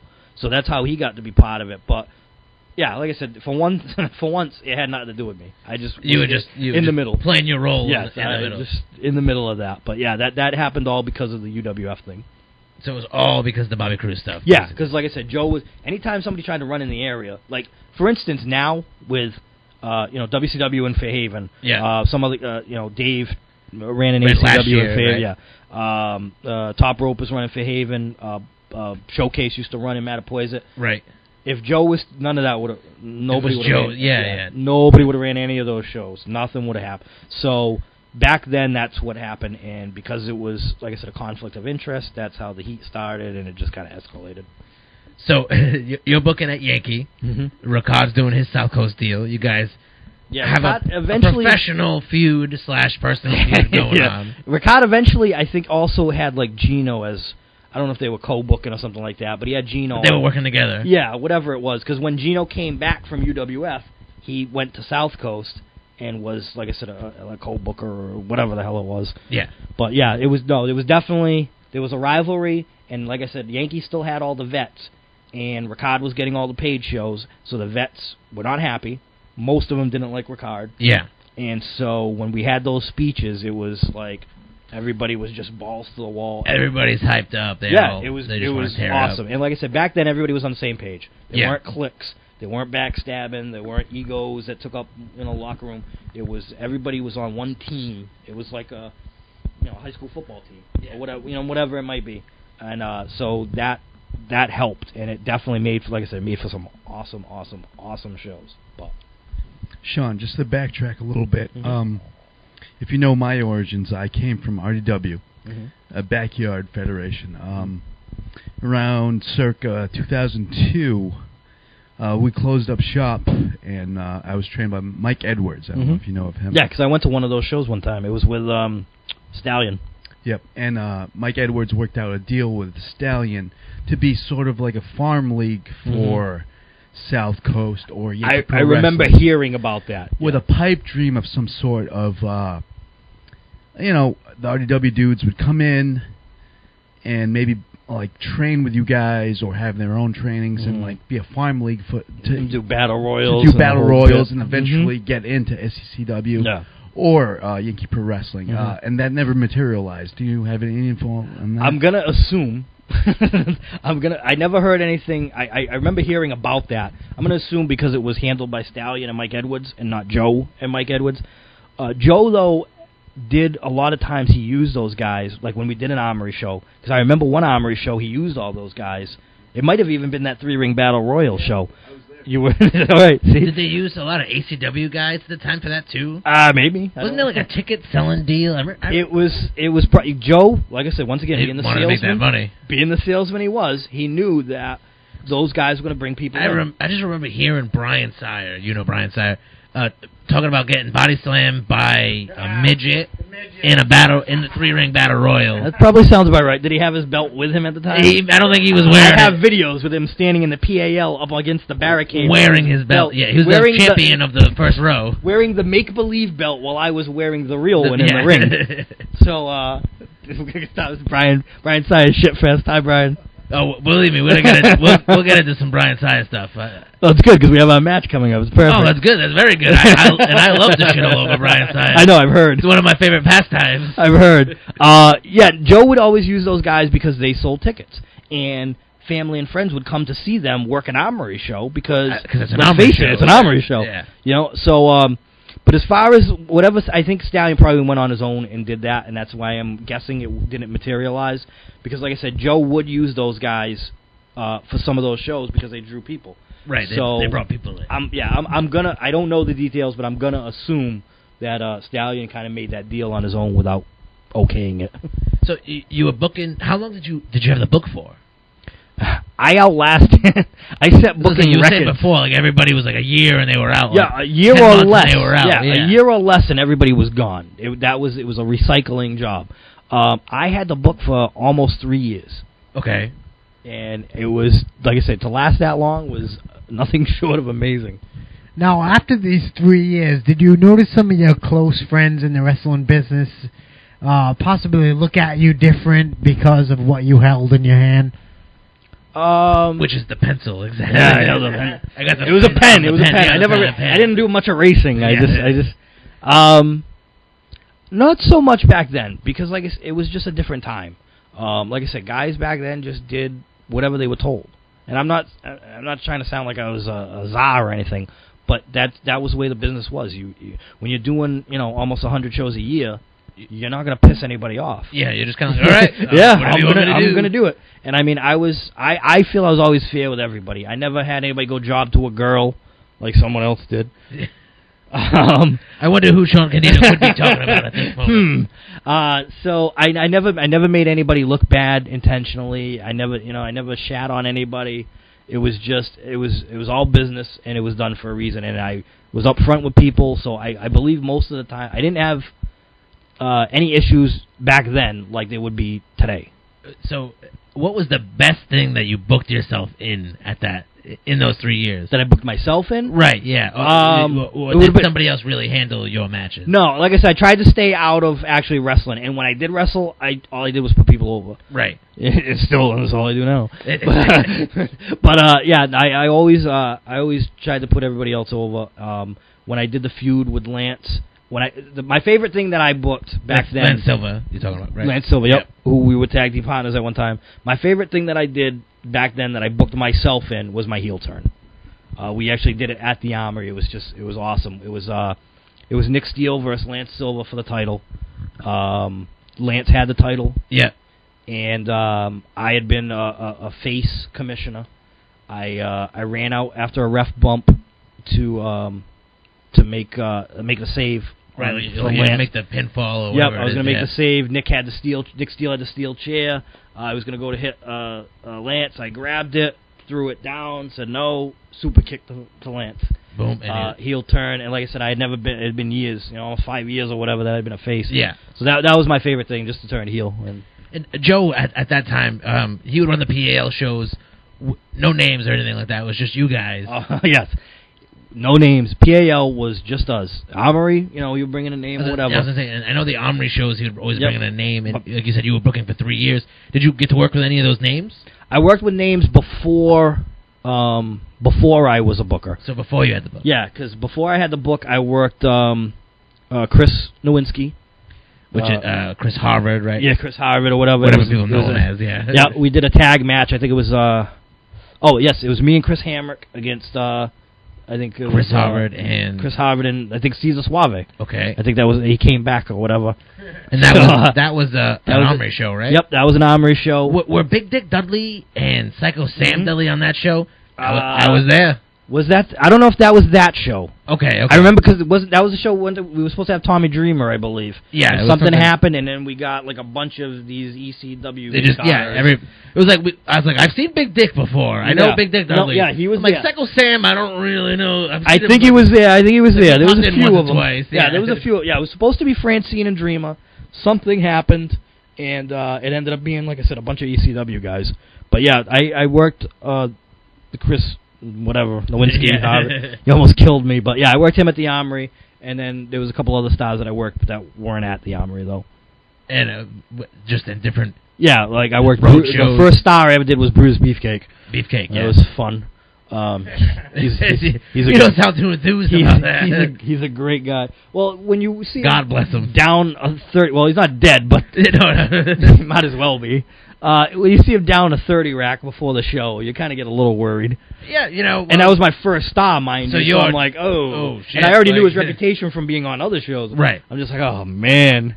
I'm like a year and a half in, and this is what I get. Now, how did that match go? Was it a lot of just bump and feed, bump around for the guy? It was actually a handicap match because Beefcake had with him, to this day I don't know who the hell it was, but he was a Buff Bagwell lookalike. Not Lucian Bagwell. JT Dunn in the crowd? Possibly. Sorry, continue. It was. We have an old ACW show on in the background as we're doing this. So yeah, this is like motivation. We're watching Ash versus Gino, and I think I spotted JT Dunn in the crowd. Quite possible, and I think Highlight wanted to kill him at that point. Oh, that sounds about right. Sorry, continue. Okay. I kind of butted in real quick over here. Jesus Christ, what the hell were we talking about? Oh, Beefcake. Yeah, it was a handicap match with, it was myself and a person that looked like Buff Bagwell, but it wasn't Lucian. I remember the Buff Bagwell. Oh, it wasn't Lucian. It wasn't, no, this was a guy that Beefcake brought to this show. This was out personally? I think it was Connecticut. This was somewhere in Connecticut. Brought him to the show, and it ended up being a handicap. Myself and this look-alike against Beefcake, and it was just the okay. I thought it was a handicap match because because Beefcake was drunk. See, no, it might as well have been, but no, unfortunately, it was the other way. It was just there was no bumping. There was just it was just fell around for the guy. Yeah. And whatnot. Beefcake is not one of my favorites. Hopefully, he doesn't throw up on you. Yeah. Hopefully, makes it to the ring.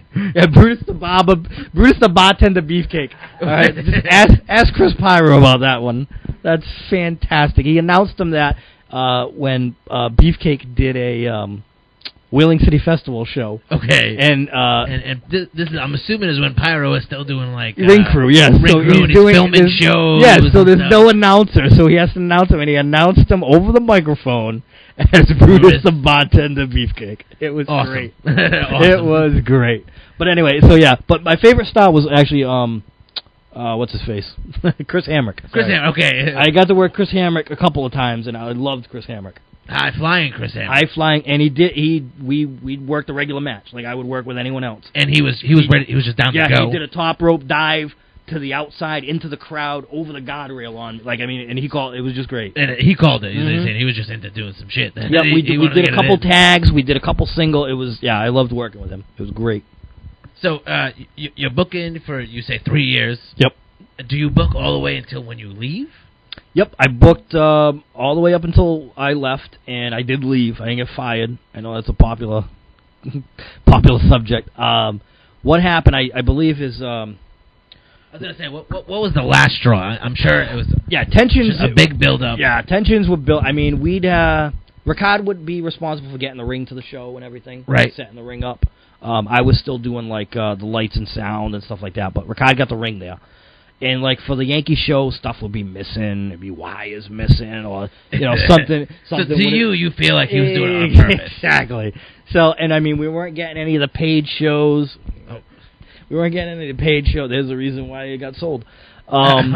We weren't working any paid shows. So it had been escalating. I believe the final straw ended up being Ricard wanted to run on Thanksgiving. Okay. And he wanted to do a split show, Yankee and South Coast. Like together at the same show? Yes. Okay. I didn't want to do it. I thought Thanksgiving was taboo. I thought everybody should just have the day off. Yeah, and apparently your opinion on that has changed at this point. Yeah. But no, I was totally against it, so there was a big blowout, and I just said, Joe, I've had enough. And there had been a ton of things that had happened before that. One of them was Lexus Nevaeh, who I put in the ring first, mind you, and gave her a name. She did the TNA deal kind of recently, didn't she? Yeah. She was the former picture girl, I believe. Before that. Yes, she was the former picture girl. She also did an Armory bikini contest when she was like 15. Oh, that's we have a photo. There's a lot against the law. We have a photo of that. We were with all the girls in the bikini. Lindsay was a bikini girl too, right? I believe so. And Latoya, Luscious Latasha, and some Kings Inn ladies. The reason, finger quotes. The only reason Trinity No. 1 brings that up is because I brought a bunch of friends from France down. Really? That went to the show in wrestling masks. Yeah. And we all took a picture with the lovely ladies in the bikinis. Ladies of the night. For some reason, I believe you were holding a Kurt Angle book. I don't recall. I'm not too sure about that. Put it this way. Every girl in the ring was illegal for one reason or another. Yeah, whatever it may be. Whatever the reason might be, they were all illegal. So, yeah. But, I put her in her first match and her first, stuff in wrestling and gave her the name Lexus at the time, which had to change because Lexus got pissed, the car company. Yeah. But no, I gave her, and then Ricard pulled something where he said she couldn't wrestle because she wasn't trained and something. So I heard her in storylines and he pulled her out. There was just a bunch of stuff like that just happened continuously. Okay. So the final straw was the Thanksgiving show. I went to Joe. I said, listen, I can't take it anymore. I'm done. Come to find out, Joe was ready to sell at that point anyway. So once Joe sold it, I was gonna be fired anyway. Now, did you hear any of the numbers that Joe was throwing out there to sell? It was something astronomical that a large amount of money. Yeah, well, you gotta keep. I mean, at any given time, Joe had 4 rings. All the sound equipment, a ring truck. Well, was that what the combo deal was, as in selling pretty much all his stuff? He got everything on top of, he would get some of the contacts for the telemarketed shows. I see. So the shows came with it, all the equipment, and Joe saying that he wouldn't do anything. Now, I want to know about Shawn Candido. Before you decided to leave or whatnot as the booker, did you decide to book yourself in wrestling matches? Were you active on duty currently? When I left, I came back. I think I came back as a face after I'd taken the time off as a heel at the retirement match. I was gone for I think almost a year, and then I came back as a face, and I was doing matches here and there. I think the last feud I had was with Mike Majors I think that was the last feud I But had. overall, as a booker, you pretty much tried to keep yourself out of the spotlight. As much as possible, and then when Focus I did wrestle, like I said, it was to get somebody over. Like, so pretty much you wouldn't be booking yourself to go over like most bookers. I never had a title in Yankee once I booked. I never had a winning streak in Yankee once I booked. It was just getting guys over. If it was, like I said, Mike Majors, who broke up from Stryker, I feuded with him to get him over as a top heel. Well, you know, it was always stuff like that to get somebody else over. That's all I really cared about. It was now, this is going to get into a little. Again, it might backtrack a little bit. Okay. But before you left, you had heard of ACW. Yes, I believe so. Now, to you, it was mainly just like LeMay, Havoc, your Mack Echoes, like sitting in the front rows of shows with Dave Oliveira, and Jesus, what's that dude's name? George Robidoux. Scott Levesque came running back in the ring. What was that? George Robidoux. The Billy Bully. Whatever. That shitbag. William Bullsworth. Bullsworth. There you go. That shitbag. He is a shitbag. And I was so happy. I will go back, but I was so happy when I came to ACW the next time around to not have to use him. Right. There was like a deal with Eric Dillon, right? He beat up Eric Dillon. He stiffed Eric Dillon in his man pots. And I saw it. That was when myself and Pyro and Kevin Castro had come to watch a show. Yep. And we had saw that, and I said, you know what? I said I'd go in that ring and kill that kid if he did that to you. Yeah. So what do you mean? He repeatedly punched him in the nuggets? No, he took one cheap shot in his nuggets. And Eric Dillon at this time is, Christ, the 15. Just starting off in the scrawny, business. He's still going through puberty. You shouldn't be punching him in the crowd. Yeah, exactly. I know. Well, I had known Eric Dillon before he ever wrestled. I had known him outside of wrestling personally as a little kid that asked me about wrestling and stuff. So he was like my girlfriend's nephew's best friend. I see. So I had seen him a bunch of times. He lived upstairs or whatever. So yeah, he mentioned that in his podcast. I bet he did. Yeah, about after. Then he shit on me after it. Did he? I don't even recall. Well, yeah, it wasn't complimenting. That's for sure. Little bastard. But anyway, so Williams Bull. But yeah, those guys were all in the crowd. Saya was always with the sunglasses and the fake belt. Yeah, like I said, I'm coming out with mine, he's sitting in the front row with his. If you fans are not familiar with Williams Bullsworth, which you definitely are not. No. He was the kind of guy to take a white T-shirt and black marker and write his name. Yeah, he was just ignorant. I mean, he was in the front row yelling at guys, just being ignorant. He used to say a lot of. I'm actually going to swear on this podcast because the big catchphrase of him was "Come guzzling slut." Yeah, that's always that'll get you over. No, he was just a shitbag. I'm gonna have to mark this as explicit on iTunes. Yeah, no, I remember. He stood out. He hated me, I guess, when I wrestled. So yeah, he stood out more than anybody. But yeah, he was a shitbag. No, again, I'm gonna keep it in that time frame when you were doing Spotlight and stuff. We were doing Mack specifically, and I mean I was helping put it together his segment or whatever. Mm-hmm. But Mack was doing like Monster Moments on a TV show. Mm-hmm. And he wrestled for ACW at the time. What did you think about, like, was there beef? Like, did you guys have heat? Or was it kind of just like, I know that guy, you know what I mean? That's that Muscle Man guy. Yeah, I don't remember anybody at that time by name or anything like that. I didn't have heat. I was against backyard wrestling. I'm not going to lie. At that time, I was very much. Then again, it was much different at that time too. Now a backyard promotion is a legit promotion. Yeah. But back no, I did have. I wasn't a fan of backyard wrestling, so I didn't really get into people personally as much. But I think back, I didn't have heat with anyone in particular. Right. I remember I had heat with Dave, which is funny. It's not like people being pissed off at you. Probably. Yeah.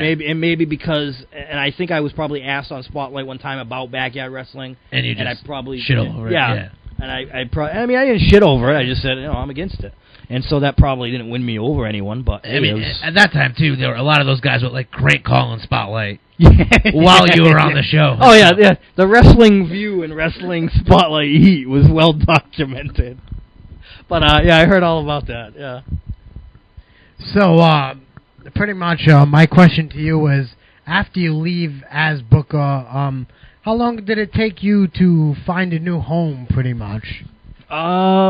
It wasn't too long. I took a few months off, I had Johnny Nash started up a company, or was gonna start up a company, and I had booked him as a booker and Yankee. Hollywood Johnny Nash. Hollywood Johnny Nash. Hollywood Johnny Nash. Wasn't there another Hollywood Johnny too on Wrestling Spotlight?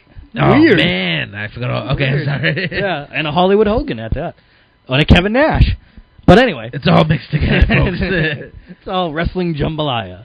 So he was going to start a promotion, and I did other spot shows for people, and like one of them was we were talking about earlier was UCW. Yep. And that was a show that I started doing regularly. So I just picked up whatever was without being in this area necessarily, but I just picked up other random shows.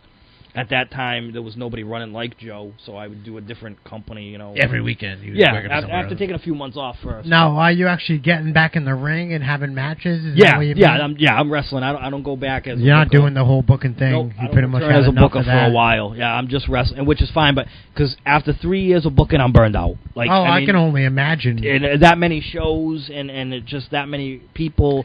Plus, like, booking and wrestling is pretty much very different. Yeah, I hated having to wrestle and book. I'm a perfectionist. I want to book a perfect show and I want to wrestle a perfect match, and to do both of them on the same show is impossible. Plus, if you're also booking your own matches, I like your style. How you said you tried keeping yourself out of it. Yeah. Because if you're booking your own matches, most of the bookers who are booking their own matches are pretty much putting their the friends champion of their company and putting themselves over.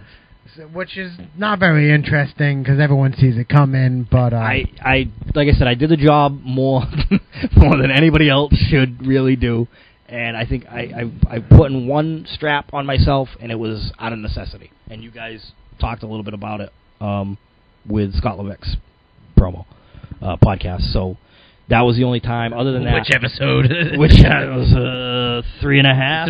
3.5. But yeah, so other than that, I mean, I put guys over. I built guys up. That was what I wanted to do. So whenever I did wrestle, that's what I did. Otherwise, it would be an injury angle or a retirement angle or whatever the hell angle it was.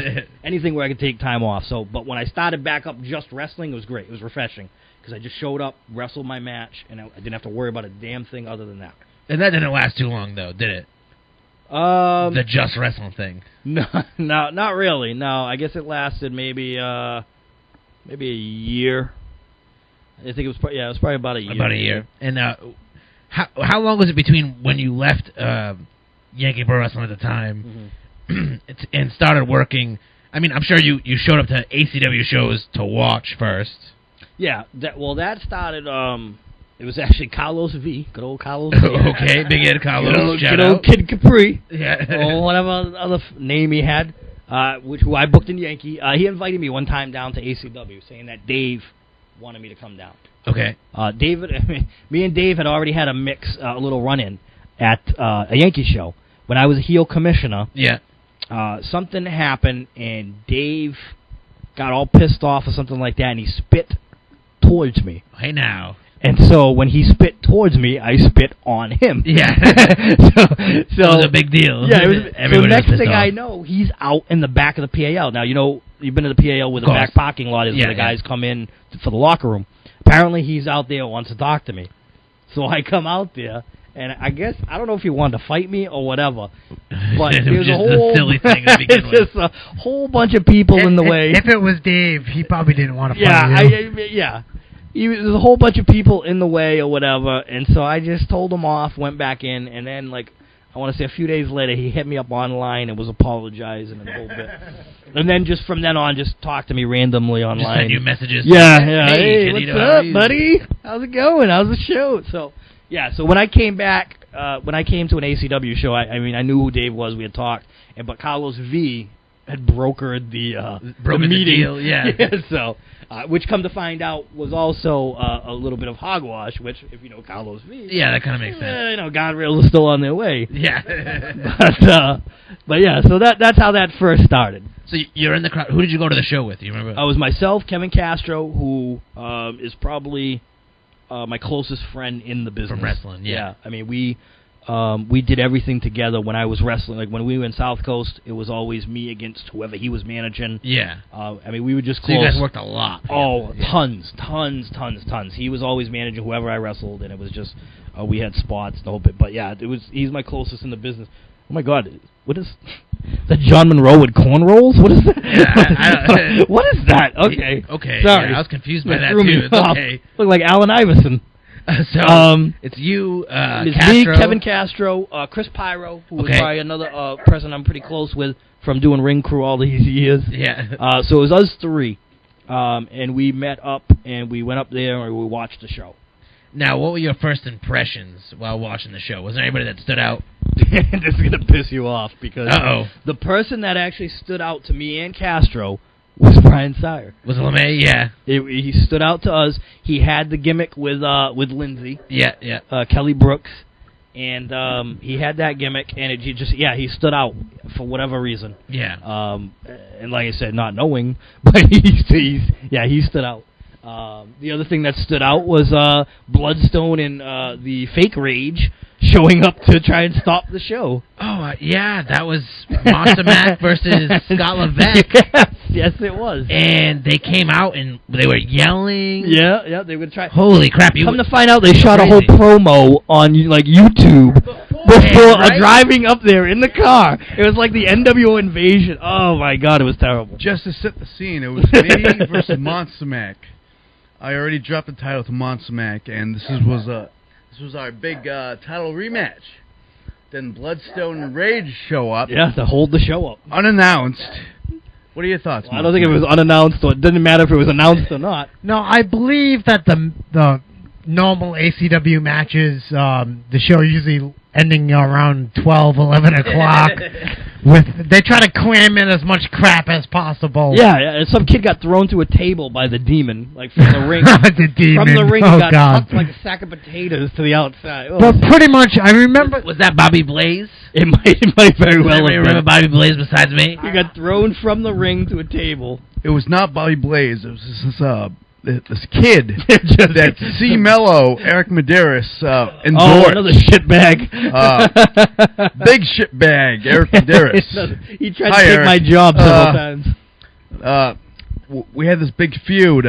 J.C. Rhodes, a.k.a. Baby Bloodstone, because... Rhodes, oh my God. we had big hopes for this kid, or at least C. Mello did. We're talking about Rhodes. Mercury here? We're talking about... No, just some right. kid. Right. J.C. Rhodes versus the Demon. Big feud. Big money. I remember J.C. Rhodes wrestling Dave in a match because Dave allegedly may or may not have had a crush on him. I think he was a young kid. A young pretty boy, yeah. That Go makes sense. figure. And just to get on the Eric Mello note, since we both have Peter Crave just walked in and Scott Levesque here, I talked to Paul Lombardi recently, and he told me specifically that he had nothing to do with yelling at C. Mello, and that it was all me. So your memories are warped, sirs. I just want to throw that out there. I believe Scott Levesque... That's the second shitbag we mentioned tonight. Right, enough about shitbags. I believe Scott Levesque asked me a question, and it was how I felt about that whole situation. And like I was explaining before, I believe the show was running late. You know, I was really looking forward to that. Was it, I was defending my belt for the second. It was actually a rematch, right? You had just beat me for the ACW title, and it was our big ACW rematch. And here comes RDW Rage being the enforcer for Bloodstone, and Bloodstone cut a big promo on. Another shitbag. Now, I remember being very pissed off because I just wanted to wrestle. Things were running late. I had a bunch of ladies after the show waiting for me. And I just wanted to get the job done, beat Scott Levesque 1, 2, 3 very easily. But that didn't really come to place because I had my intro. I came out. All the fans popped. They all went wild. You got like a Harry Potter scar that night across your eye because you were pissed off too, and you started like yanking shit down, and you yanked down the entrance, and a pole blasted you in the face. And I remember sitting there going like, "Oh God!" Like that's why I just really be mad. I flipped my wig. I was just tearing shit up, and you're normally very calm guy. That I am. That was one of the most unprofessional. Like, having worked for Joe, that would have never happened. That was one of the most unprofessional things I've ever seen in my life. Yeah, I was pretty pissed off. And I don't blame you, because I would have came out of the ring to I'm stop like, that. I'm just going to tear some shit up. So Yeah, I started ripping down the entrance. Yeah, and I don't blame you. as Trini mentioned, the pole to the eye, maybe, but I would have stopped there. But. So I went in the back room, and Scott Levesque really wanted that title match, so he kept repeatedly calling me out. Did you guys wrestle in the back? Like, come on, just come on out here and wrestle. I believe he called you a coward, setting up the whole ordeal, setting this whole scene up, calling Bloodstone out here just so you could like get out of like this title rematch. Yeah, well, when you see the video afterwards on YouTube, I mean. Yeah, so I did see the video afterwards on YouTube, which so I came out, I did the match, I successfully defended my belt, even after the poll, even after get busted in the face. But funny about that video, I seen that video with the NWO music in the background, yep. And I knew a guy who looked just like Bloodstone. So we wanted to have this like parody video of the same thing where we were like figuring out where Bloodstone lived, and we were gonna go in there and invade him and whatnot. We return your invade with another invade. We stole the whole Dane Cook joke about the van. Where's the van? Where's the van? We were gonna do that whole parody bit because I knew a guy who looked just like Bloodstone. Yeah, that would have been great. Yeah, Looks like Bloodstone. Good TV. Who was that? I don't remember. I don't know. Craig doesn't know either. Yeah, we knew a guy. I think he worked for Walmart. We knew or a guy something. who knew a guy. I think I seen him working at Walmart one of these days. But yeah, that never came about. So that's too bad. That would have been pretty good. Sounds like it would have been a classic. Yeah. So that's your first show. That's your first impression. This is my and you wonder how it continued because after seeing all this. But yeah, no, Do you go up to Dave after the show and you talk to him? Great job. I think we just kind of said, we'll be in touch or whatever. Yeah. By now, Chris Pyro had been fired from Yankee or something. And that was all because of that newspaper deal? That was because Steve Urkel, this was shortly after I left, this was because Steve Urkel let a newspaper or an internet guy come in to the locker room to write a story and told no one. And this was New Bedford, right? This was at New Bedford, behind Price Right Plaza. Okay. And yeah, he lets people in the locker room. The guys just do their thing in the locker room. Unfortunately, Highlight Kid, Davey Cash, and Chris Pyro, go outside with this kid, do whatever, and this kid writes it on the internet. May have or may not have indulged some alleged illegal substances. Into a cigar or maybe some cigarette rolling papers. Cigarillo. Yes. So, but that was what Steve Urkel did, is shit like that, and he let this guy come in and write a story without telling anybody, and that's breaking the inner sanctum of wrestling by letting somebody in the locker room to write a story and you tell no one. Now, you feel like do you think Ricard? Do you feel like Ricard set them up?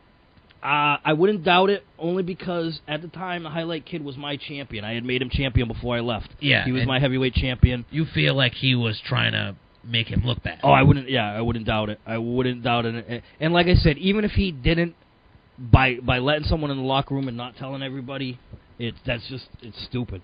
It's stupid. It's breaking a rule of the locker room, and it was just uncalled for. So those guys got shit canned. So they were gone, and Pyro went to Fantastic Frank said F you, and F you, I'm out. Yeah. And this was coming from a match. This was leaving the ring after a match as he's walking down the aisle. Yeah. Good old Fantastic Frank. So but yeah, there was definitely, like I said, if he was some of the top guys, I wouldn't doubt it if it was on purpose. But whether or not it was wrong. Right. So, and a lot of those guys, they form together. They come to ACW as team talent. Well, when I showed up there, I ended up letting Dave. We decided, let's come work here. Whatever. We'll help them out. Spice up the card a little bit. Yeah, we'll do. I mean, the original thing wasn't to bring guys in. The original thing was just that we were going to start working there.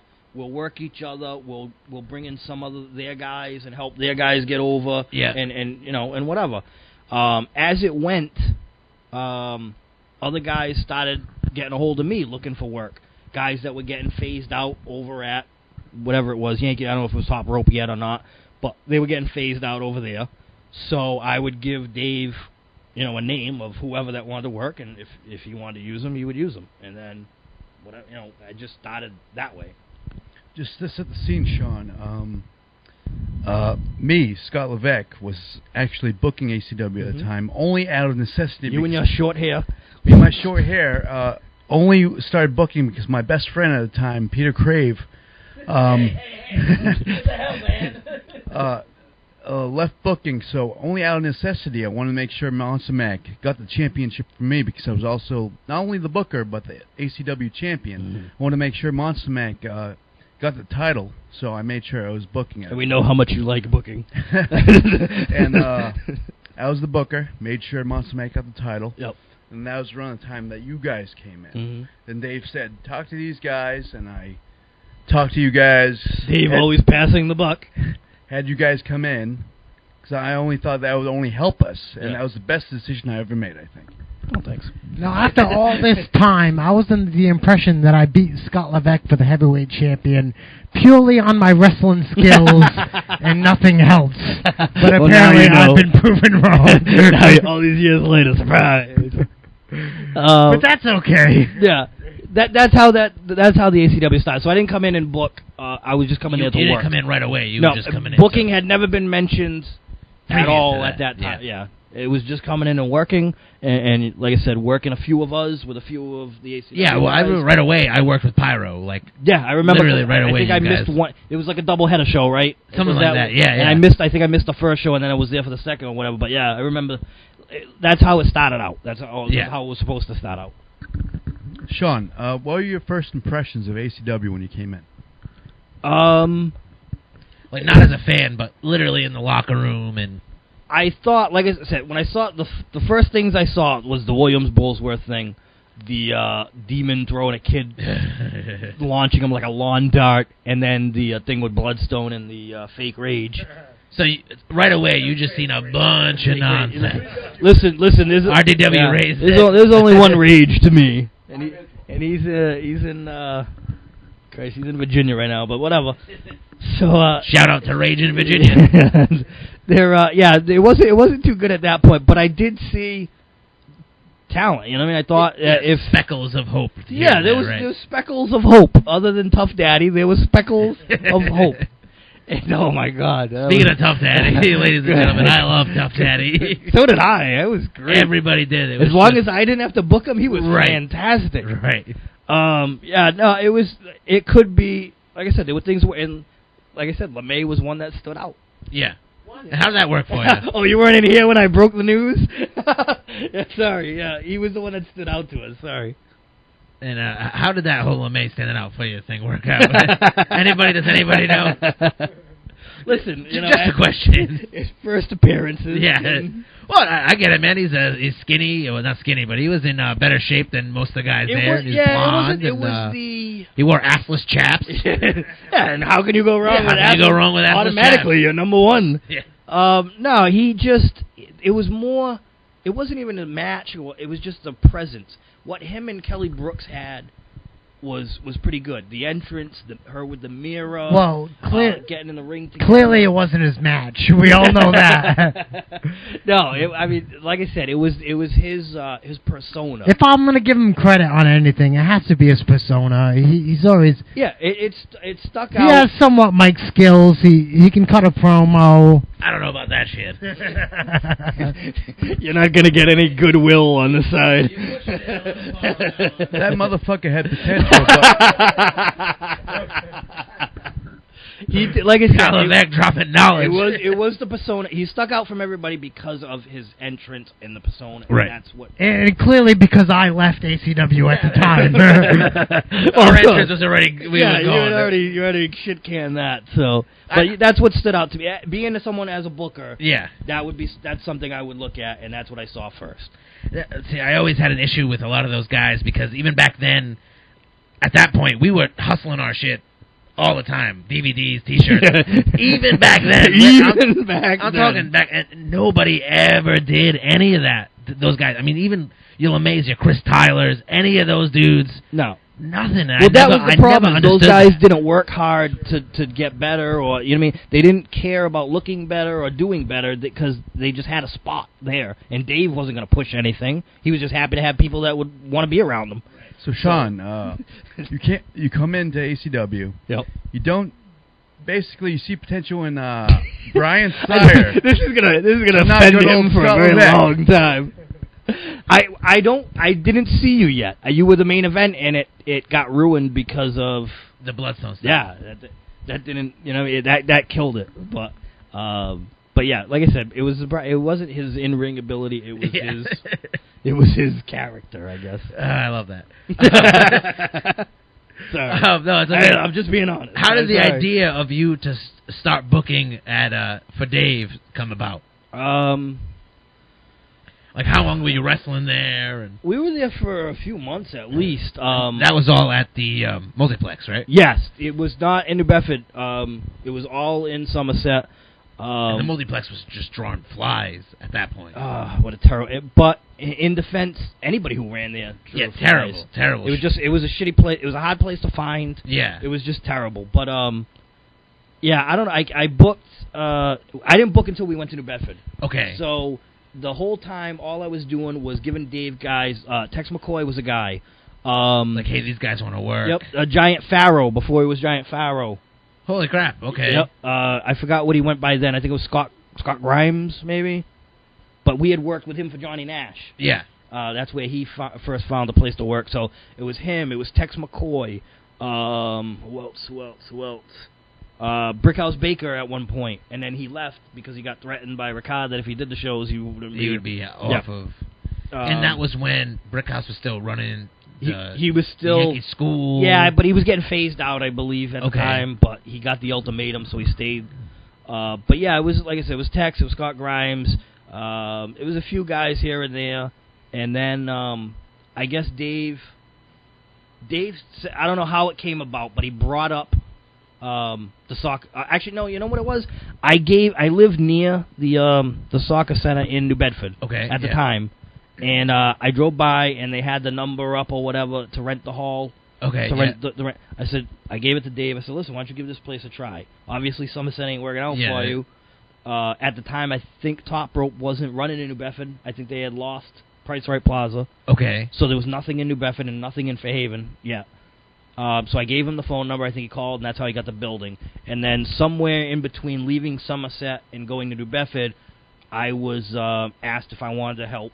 Right, so it started off with just you helping, right? Yeah, because I kept bringing these guys in, and then I would give Levesque suggestions on what to do with them, and, just ideas and stuff like that. So I guess Dave just kind of took it one step further and said, well, why don't you help him out with booking. Actual booking. Yeah, because I had I had tons of guys from the relationship I built with them in Yankee that weren't getting work anymore. At Yankees, specifically. There was tons of guys on the sidelines. So I could bring in, tons of guys, and that's how it started. So the very first show I booked was New Bedford. That was the very first one. Levesque's got a question. So let's set the scene a little bit. I was booking with Dave because we shit-canned Billy Bullsworth with that infamous probably the best move Dave's ever made. He was pissed, by the way. Yeah, that was one of his buddies, so it was right? me and, he was Dave's buddy. We shit-canned him because of that incident with Eric Dillon. So it was me, Dave, then we brought you in. Yeah. So didn't we meet at, like, a Burger King or something? Yeah, we had booking meetings at a Burger King. Hey, Dave, we're going to have a meeting at Burger King. Thanks, so, Dave. You gonna pick up the elaborate tab? on that a little bit, Shawn. Yeah, he wanted me to come in because, like I said, I had all these guys that I could bring in. So we ended up meeting up, and when I gave him the number for New Bedford, he called. He got the building. So I told him, listen, if you really want to turn this around, bring in some of these former Yankee guys. It's New Bedford. It's their backyard. It's their home. Without Top Rope being there, you can bring all these guys back and draw there. Yeah. Because it's right down the street from Price Right Plaza where they were running. You're using guys that they haven't seen because Top Rope wasn't using them. So, we made the contact to guys like, I think it was Stryker and Portuguese Stallion and Baker. And So it was that first show. I think was huge. I just remember booking with you, Dave, and myself, and I think I was the one. Hey, we're going to New Bedford. We had the stigma. ACW had the stigma of being backyard. I believe I mentioned in the podcast previous to this that I mentioned like maybe changing the name. I remember that. And I'm not sure if it was you or Dave. Like, we don't need to change the name. It was Dave. We should have. I'm not sure if like it was Dave. We should just change the name to something else. If we couldn't use YPW, then maybe use something else, just so we don't have that freaking stigma, man. You know what I'm saying? It definitely wasn't me because I would have been the first to change it had it been up to me. I think it was definitely Dave because it was Dave's quote unquote baby, and if he was going to turn it around, God forbid he changed the name, it had to be ACW. So no, I was with you. Castro would have done the same thing. I know for a fact that because we had that conversation. But yeah, no, we would have changed the name. You were absolutely right, and it should have been changed. But at that somehow, point, absolutely at that point, moving and the whole bit. But somehow, just by the luck of God, we ended up drawing very well that first show. I want to say it was almost like it was 2-something. Wow! So it drew well. It drew very well. Dave, I don't think Dave was as pulling waistbands all around this place. Allegedly, he was going around. He's a wild man. And what that did though was create a buzz because anybody that didn't work that show now was coming out of the woodwork. You know what I mean? What were some of the guys that you brought in for that show? It was Stallion, Stryker, Baker. I think I got Huey McGraw to come in. Christ, I can't remember who else. Those were like the top guys, I believe, in the very beginning. Because I believe the first match we did was like Stryker and myself and Baker and Stallion against, I believe, like it might have been Team Talent. Okay, yeah. So yeah, every show we were bringing someone new in. You know, next it would have been Redemption, and then it would have been Foster, and then every show was somebody. Rob Hagen, it kept, like I said, every show we did, more guys came out of the woodwork because it was guys that had were those connections. Yeah, it was guys that weren't being used and that wanted to continue working. How long was it before you went from being a part of a booking team to pretty much booking the shows yourself? I think it wasn't very long. I think it was maybe a couple shows in New Bedford. I remember Scott just backed out. I'm all done with this. I'm out of here. You could tell he totally did not want any part of booking. Yeah, which I don't blame him because it sucks to work and to book. And I remember listening to his podcast talking about how his friends were leaving and stuff like that. And I think it was only a couple of shows. I tried contacting him a couple of times, and Dave would keep telling me, "Oh, keep contacting him." I was like, "Okay, that's fine," and I would send him whatever. And then I want to say, I think just at one point Dave said, "Yeah, I don't think he wants to do it anymore." Yeah, just screw it. Yeah, it was something along those lines. Of course, Dave being the master politician behind the scenes, the communication expert he is. But yeah, whatever it was, somehow Scott Levesque faded out from booking, and then I just did it all. So you find yourself as the full-time booker of ACW. Where does this leave Shawn Candido as a wrestler? I think I was still wrestling. I don't think I did anything yet. I think I set up. All right, I remember we had to crown a new champion because Havoc dropped F-bombs. Oh, F this. Make some effing noise. No, it wasn't that. He said F this. He told Dave to F off. Havoc was all the at champion. A show? Oh, yeah. All during a match. So this is all during a... Okay. Yeah, Havoc was the champion, which I had nothing to do with. Havoc got the belt. I had nothing to do with that. I think that was all caused because Monster Mack left early and stuff. Yeah, whatever. I don't know how it happened, but he got the belt. Now, I'll be the first to admit I was not a fan of it. Right. I was not a fan of him being the heavyweight champion and trying to make a new start, and him being the face of the organization. Right. This guy who's known for causing some trouble at the it was not. I mean, but to my credit, I ran with it, and I gave you did what him. You could. Yeah, we said I think it was an angle with him and franchise. Okay. Matter of fact, I think that was the match where he said F this, F you, F Dave. Yeah. So I guess he got pissed at Dave. I don't know why he got pissed. I don't know if it was because maybe he knew I didn't like him being champ. But like I said, I gave him I can say this without any guilt. Sorry. I can say this without any guilt. I gave everybody a chance. Yeah. Everybody, whoever was there before me, when I got the book, they got a chance. They had to go to practice. They had to get gear. They had to... Which was a big problem with a lot of those guys. Oh, yes, it was. It was. But, like I said, they all had a chance. It wasn't like I brought in all these guys and they were just pushed away and that was it. They had an opportunity. Right. Guys like Mack Echo and Chris Cruz and DJ Crimson, who was around for a while, all these guys, they all got a chance. I think maybe the only one that didn't get a chance was Bulworth because he's a shitbag. Right, right. You can get all the gear you want. You're not coming. We were already gone at that point, too. You can stay in Somerset. So now, you brought up Matt Echo, and here I was, Scott Levesque, former champ, former booker, gave up the championship, gave up the booking, and here you are giving a chance to Matt Echo in the main event, mind you. While I'm working the curtain jerking,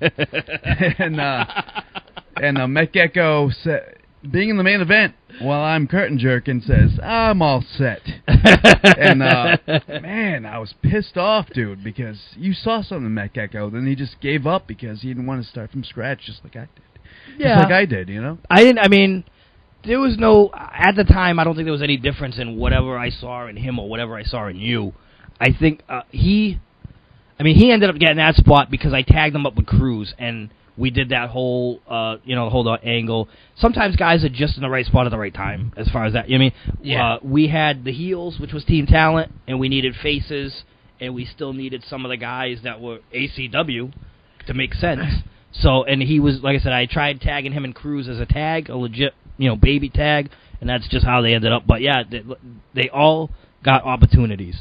So they have no one to blame but themselves, and that's what I told everyone in I still did locker room speeches back then. I don't do them now, because screw it.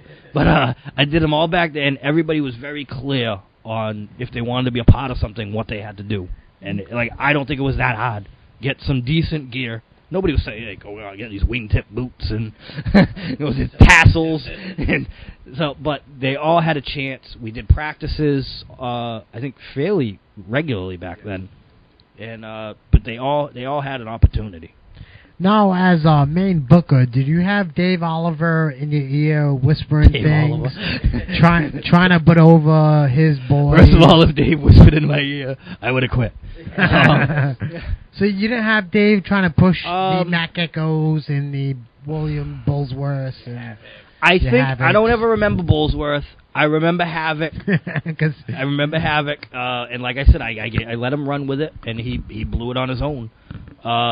I remember Havoc. I remember maybe Mack Echo, but he was never like, do this or else. It was, hey, let's try and what do you think? He never pushed anything on me. And a lot of times he had some stupid ideas or things that he wanted to do, and luckily we would talk him out of it. So, but yeah, it wasn't. For the most part, I had full control of the book for the most part. Now, were there any notable feuds that you booked or anything like that, or maybe matches of feuds you had yourself in the Soccer Center in New Bedford? Me and Pyro. Anything still with you and Pyro? Because once we stripped Havoc of the strap after he dropped the F-bomb finishing maneuvers. Right. We stripped him of that, so we had a big tournament for it. Yeah. And I think the finals was myself and Pyro. And Pyro was interstate champion at the time? Possibly, but that wasn't. I didn't put it on him. I think he had already had. Yeah, he beat me for it. Oh, did he? Yeah, well, there you he go. beat me like months before. Yeah, whatever. Yeah, because then we did that. I think we might have did a battle royal for that. And then did you win it in the battle royal? Levesque? Maybe we get a maybe. I want to say you were the champ after Pyro after we stripped Pyro of it when he went over. I don't remember how we did it, but We have Scott Levesque and Shawn Candido here, and neither of them know who won the belt. Listen, there's a lot of shots to the head. It's been a long time. As long as it wasn't Mack Echo, Scott Levesque. No, it was not happy. Macko. Macko, he never got a strap. But yeah, I feuded with Pyro to get Pyro over as a champion, and so that was the notable feud. And then when we moved to Fairhaven, I'm jumping ahead a little bit, but when we moved to Fairhaven, I did an injury angle and then stayed out for a while. You were out for a while. Yeah. How did the Fairhaven move come about? Why'd you guys stop running New Bedford? The soccer center. I guess the guy was selling the place. This guy named Carlos was selling the soccer center, and come to find out, everybody should have been making money back at the soccer center because the rent that I found out later on was ginormous. Okay. We're not talking hundreds. Yeah. We're talking 4 digits. To rent that soccer center?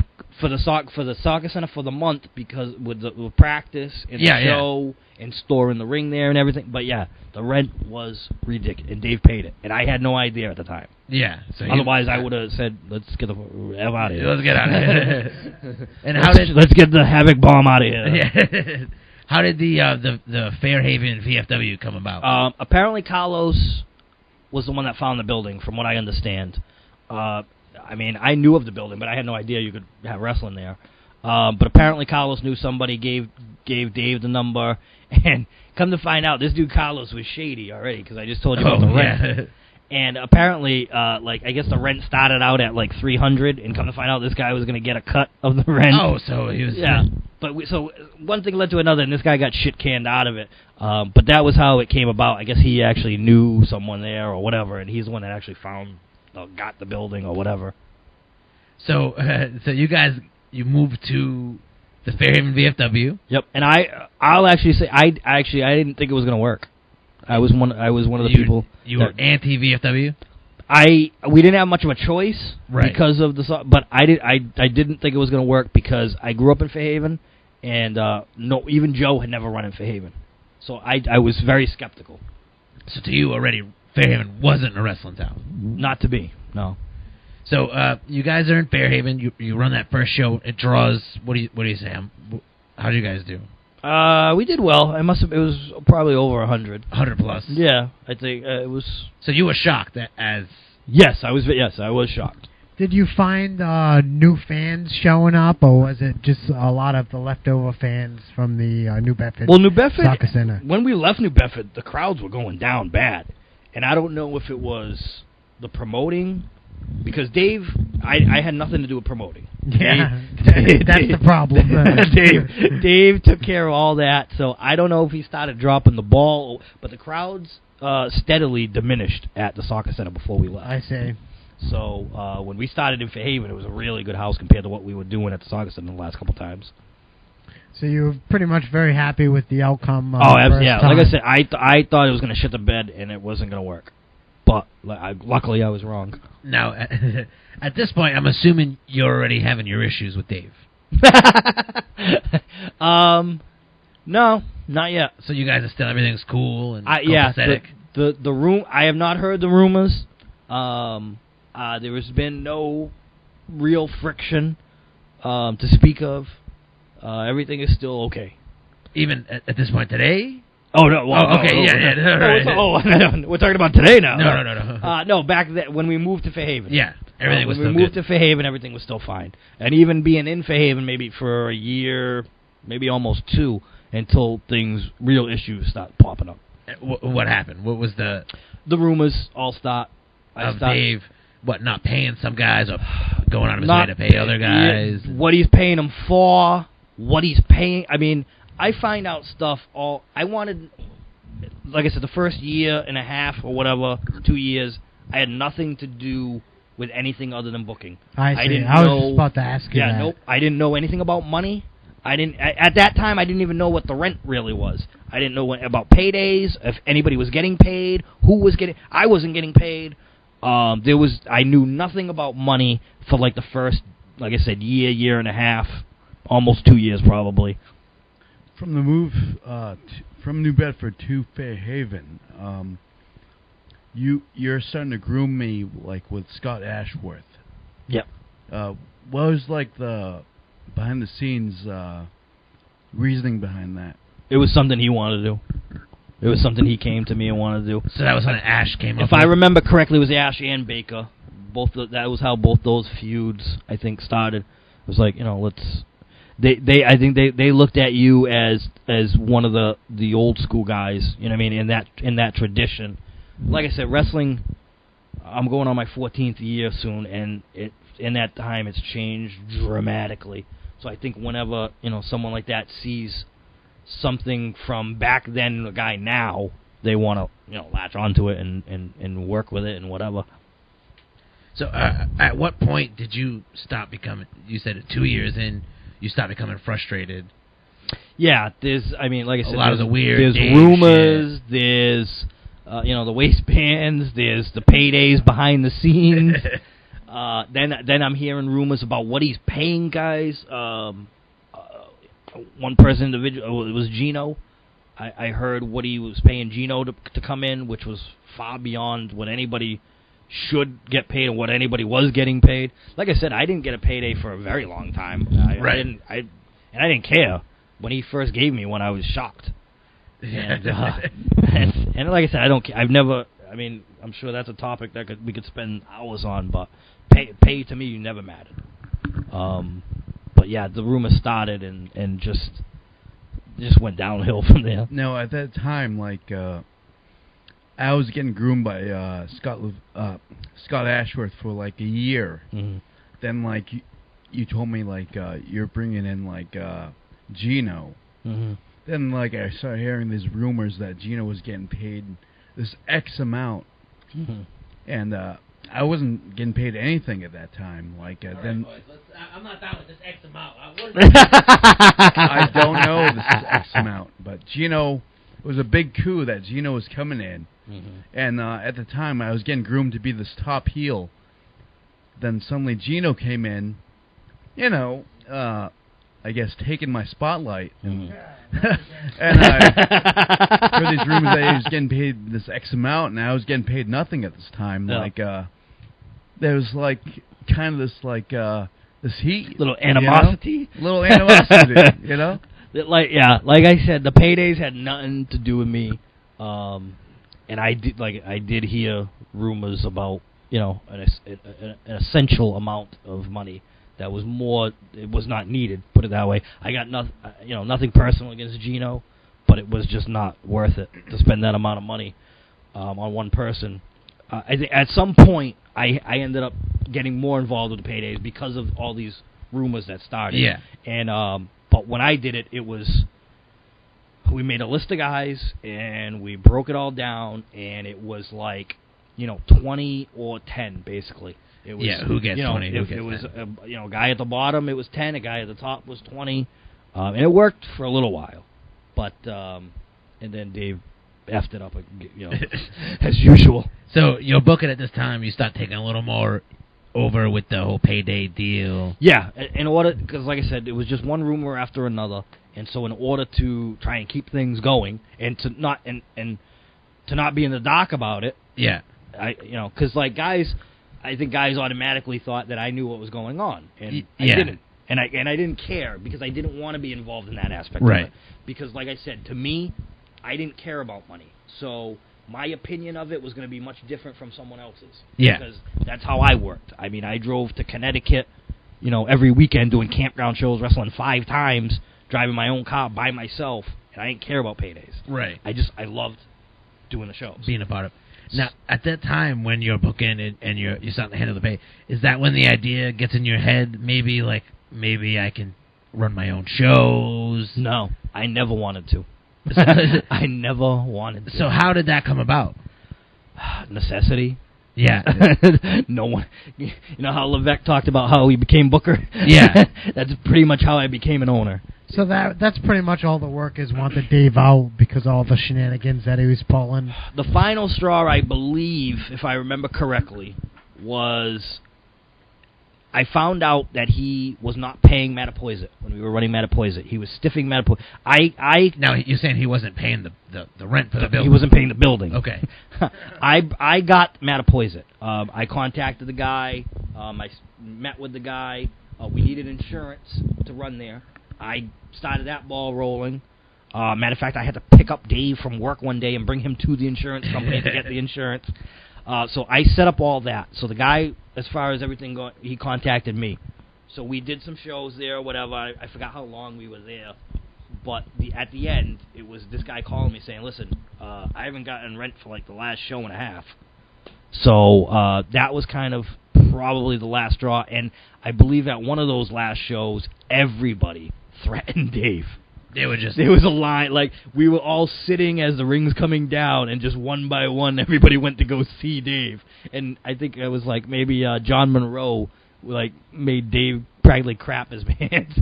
So it had gotten to that point where, and to Dave's fault, guys wouldn't have cared so much if it wasn't for the rumors and the promises he would make and break. Right, yeah. That was the main thing. Money was never an issue until he made it an issue. He made promises he couldn't keep. Yeah. He, did shady deals and people stopped finding out. There was the incident with Devin Blaze, with the online chat that happened between the two of them. I'm not 100%. Fill me in on this story here. I didn't want to know too much myself, but apparently at one time the Hoods, Davey Cash and Chris Pyro, had a falling out with ACW. Okay. They had a falling out with Dave, and I guess some online chat happened, and which was an inappropriate conversation at the time. Yeah.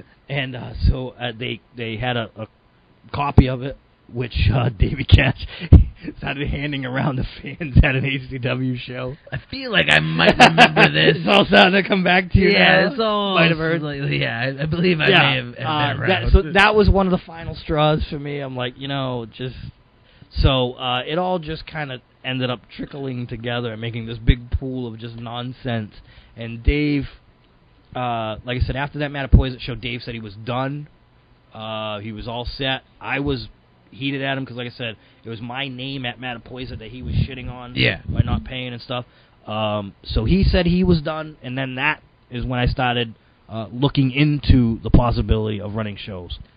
Now, when you started looking into it, when you took over, did you buy out Dave, or the very first thing that happened before I came to the conclusion of running shows was I was actually offered something. It was Paul Lazon, who Lethal Paul. Yep, Lethal Paul had actually contacted me about the VFW. He wanted to run at the VFW, and he wanted me to get him the building, and I would book for him. Okay, that was the deal he threw at me. I contemplated it, and it was either that or it was do my own thing. And I just, after coming off with Dave, I had a bad taste in my mouth, and I didn't want to work for anybody else. Yeah, I didn't want to stop building something up again for someone else and have it, whatever happened to it in the end. I did it at Yankee, and then I left, and they had their stuff. I did it for Dave. He screwed it up, and I don't want to go through that again. But in hindsight, I probably should have, because I'm the first to tell you I'm not a fan of being an owner. Yeah. Okay, I'm not doing it to get rich, because if I was doing it to make money, I would have been done a long time ago. Yeah. I do it to continue to give guys a place to work, to continue to try and make guys, into future workers, the guys that get out there. And I mean, if there's one thing I think I've done, I would never say I've created anyone, but I would say that I gave guys an opportunity to get noticed. Right. And I think there's a lot of guys out there that they'll never admit it, but I'm used to, because even going back to Yankee, it's the same thing. But that is what I enjoy about what's left of the business. Yeah. So you start the ideas in your mind to start running your own deal. Wasn't there? I for some reason feel there's a rumor that you were thinking about taking the Yankee Pro Wrestling name. I did consider it. Yeah. Now, what stopped you from doing that? I talked with Joe, and he, it wasn't So you went to Joe first. Before absolutely. Yeah. That, like I said, when I've been called many names, but Yeah. I still have respect for the business, and especially for Joe. So I went to Joe before I even thought of doing it. And he wasn't against it, but he was like, I sold all that to Ricard, and I just don't want there to be any. And I said, that's fine, that's okay, I won't. There were some people that were for it and some people that were against it. Right. But yeah, I definitely toyed with the idea and was very close to doing it. So, I mean, you decided against it, obviously, and you decided to go with a name that was Yankee Pro Wrestling before it was Yankee Pro Wrestling, Exactly. Right? People, when you say WCW, they think, world championship wrestling. Yeah. No, it was Whaling City Wrestling because that was Yankee Pro way back. Now, was it Whaling City Wrestling before it was NEW? Because they were NEW before NEW was NEW, right? I believe it was NEW first. Okay. And Whaling City Wrestling, I believe, was second. And that was what, New England Wrestling or something? Yes. Yep, okay. New England Wrestling. So, yeah, it was going way back, way before Yankee. But I think it was in between I think it was the name after NEW, I believe. Before it was Yankee. Yeah. Now, how much time, what was the split? ACW pretty much was done. They shut down. Was there a time period between running WCW? Yeah, there was, I think, the last ACW show, I believe, happened in August. And I didn't run a show until November. Now, when this ACW happened, this last show happened, did everyone know that it would be the last show? No, I don't think so. I think, like I said, Dave said he was done, told me he was done. And when I got the phone call about Mattapoisett and all that, I was done with Dave. Whether or not he was going to run again, I'm all set. You screwed me. You lied to me. I'm good. So Dave, I think, at the time, in his fit of rage, which, man, he makes bad decisions, he said he was done. And so I took that as he's done. And he never made a move to stay in it. So I went to the first thing that happened was I got Paul Lauzon's offer. Then I thought about it. One person I had talked to about it, one of the people that I talked to about it was Scott Ashworth, who was interested in doing something. Yeah. So once that was secured, I talked with the VFW, who Steve was the guy that was in charge at the time. I explained the situation to him. He had no problem with me running shows if Dave wasn't going to run shows. I told him, it's going to be all the same guys for the most part. It's just going to be me. So he was all for it. So once I secured that, I said, well, it's either if I don't do it, chances are nobody's going to do it. Right. I mean, no one had stepped up to the plate and said they were going to do anything. So it was either that or let guys, some of the guys not work again, basically. And that was the problem. The one regret I had when I left Yankee voluntarily was that a lot of guys didn't get to work again, and that bothered me. So I didn't want to do the same thing again. You didn't want to leave anybody high and dry, basically. Yeah, because like I said, if I had felt someone else would do it, I probably would have just let them do it. Like I said, I did not want to run shows. Now, did you feel like the house was up from the last ACW show and the first WCW show? Oh yeah, we did really well the first one. Now, you think that was because there was so much time in between, or because you actually did some promoting of the show? I think it was a combination of things, but yeah, it was taking the time off. Wrestling is there every month, all year, and whenever we take a break now, because usually now that I run shows, I take a break from November until usually late January. Yeah. And the house is always up when we come back. Yeah. Always. And it's just, you give people a break, you take time off, and I have contemplated doing that, like maybe running every other month, maybe running every couple months, but then guys don't get to work as much. Right, and there's some guys that on the shows that are now they're only going to wrestle once every other month instead of once a month. Well, and some guys might not get to wrestle at all because if you know what I mean. And if you're not on the show, and so that's why I haven't done it. But yeah, whenever we take time off, the houses go up.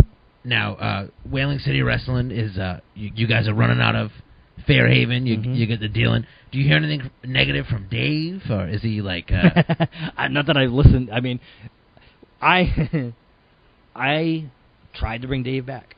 Right. I think everybody knows that by now. In an angle, nothing with any power, nothing strictly as a storyline. Yeah. I brought him back, and to my knowledge, which I didn't know at the time, he was already working on having an ACW show. which just happened to be across the street. Right, it ended up being at the Seaport Inn. Seaport Inn. And there was like a weird, like, Dave was a fan and he threw a drink at you? Yep, we brought Dave in. I brought Dave in, didn't tell anyone. The only person that knew was Kevin Castro. Like I said, once again, he's the only person I bounced everything off of. So the only person that knew, we had him come in with a friend of his, Mark, who we know. Mark Holmes.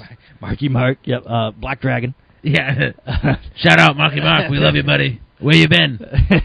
Well, ever since then, I think he's been back. I'm not even sure if Dave told him. I don't know. But they came in to watch the show, and we set up a thing where Dave threw a cup of water in my face, and as soon as he did that, guys from the locker room just swarmed around. Yeah. Ready to beat the living shit out I remember Dave. being in the locker room hearing, like, dude, Dave just threw a drink at Candido, and and I'm just like, did Candido punch him in the face? Yeah, like, no. what do you... Brickhouse Baker was like one of the first ones. Scott, who works for UPS, was one of the first. I actually they just swarmed Dave. After moving residence, I just came collection with a bunch of videotapes of training number ones. I'm holding them for him, and I actually just watched that on tape. It looked legit. I mean, it was great. I figured that was the case because a lot of the guys seemed really pissed off, and they really wanted to beat the crap out of Dave. Yeah, you can't fake that. Well, the hostility was still there towards Dave for everything that he'd done. Yeah. So, but yeah, I tried to bring him back, and then, like I said, after I did that, I found out about the show, which he eventually copped to. Yeah. And then told me that he was gonna move it and not do it, which he never did, obviously. Right, yeah. Then he had told me he wouldn't use any of our guys. Which was not true. Which is not true. Because we were on that show. Mm-hmm. So at that point I said, listen, go F yourself. Yeah. I gave you a chance. And in hindsight, he should have just taken the angle, because what did he do? He ran that show, lost his shirt and his job because of the show. Yeah. Oh, man, I was so mad that night. Yeah, he literally lost his job because of this show. A lot of drama that evening. Yeah, so he, once again, one of those opportunities where Dave just wanted to be the hero and wanted to do his ACW thing, and he crapped his pants on it. For him. Yeah, and lost his job. I'm going to backtrack a little bit. Fine. There was, at one point, a kind of like a Yankee South Coast split with Whaling City Wrestling, where you guys had a Fairhaven roster and a Fall River roster, and that's really where me and Mack came back into play. Like you guys started using us again in the Fall River area and all that. Mm-hmm. Did that fail? Like, what was the issue there? Was it just it failed? The reason behind it is because we had a lot of guys at the time, and we wanted to bring in guys that we hadn't used yet, like you guys, and some of the other guys, and we wanted to capitalize on having two buildings and having so many guys. My worst issue has always been booking too many guys. What do I do with all these guys? Yeah. I learned from Joe to give guys an opportunity. So to do that and then still keep all your regular guys, and it's just, you end up with 10 matches, and I hate it, but I always do it to myself. Yeah. So the thing being was we were going to split it up, and we're going to try and get like some of the Fall River guys on the Fall River show, like you guys with some of the ones, and we had so many guys, that was the idea. The only problem is Fall River it didn't work. The building itself, I feel like the first show drew good. Or I don't think any of them did good. One of the shows did way better than the rest of them. We did, I think we did one where we had like maybe 50-something. Yeah. And then, but we also had ones where we did 20-something. We could not get it to click. Unfortunately, where the building was located, the ghetto. It was just the ghetto. Living in the ghetto. It was in the ghetto. The parking was parking in the winter with the snow, which is when we started there. It was terrible. I always felt like I was going to get stabbed walking home after the show. Yeah, it was a bad location. The building itself was great, much better than the VFW as far as the building went, with the locker room. Oh, yeah, the locker room downstairs was real nice in that building. The building itself was great if I could switch the buildings, but it was the location, the parking, and that was it. I mean, and that building was even actually cheaper to run than the VFW, but we just couldn't get it to go. And also, I mean, we had Top Rope who didn't want us in the city, so that didn't help. Yeah. But it just, the building didn't click. But the intention was, like I said, to get guys to get everybody on a show and to get like the local Fall River guys on the Fall River show, and that was the intent. So, did you consider it like a failure kind of situation, something you tried out and it didn't really work out, or? Yeah, the failure was in the building. Yeah, you know what I mean.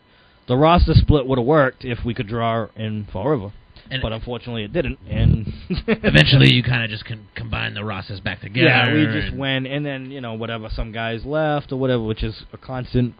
Guys always coming and going. So it just didn't work. If the building had been able to draw, I'd probably still be doing it now. Today, yeah. Yeah.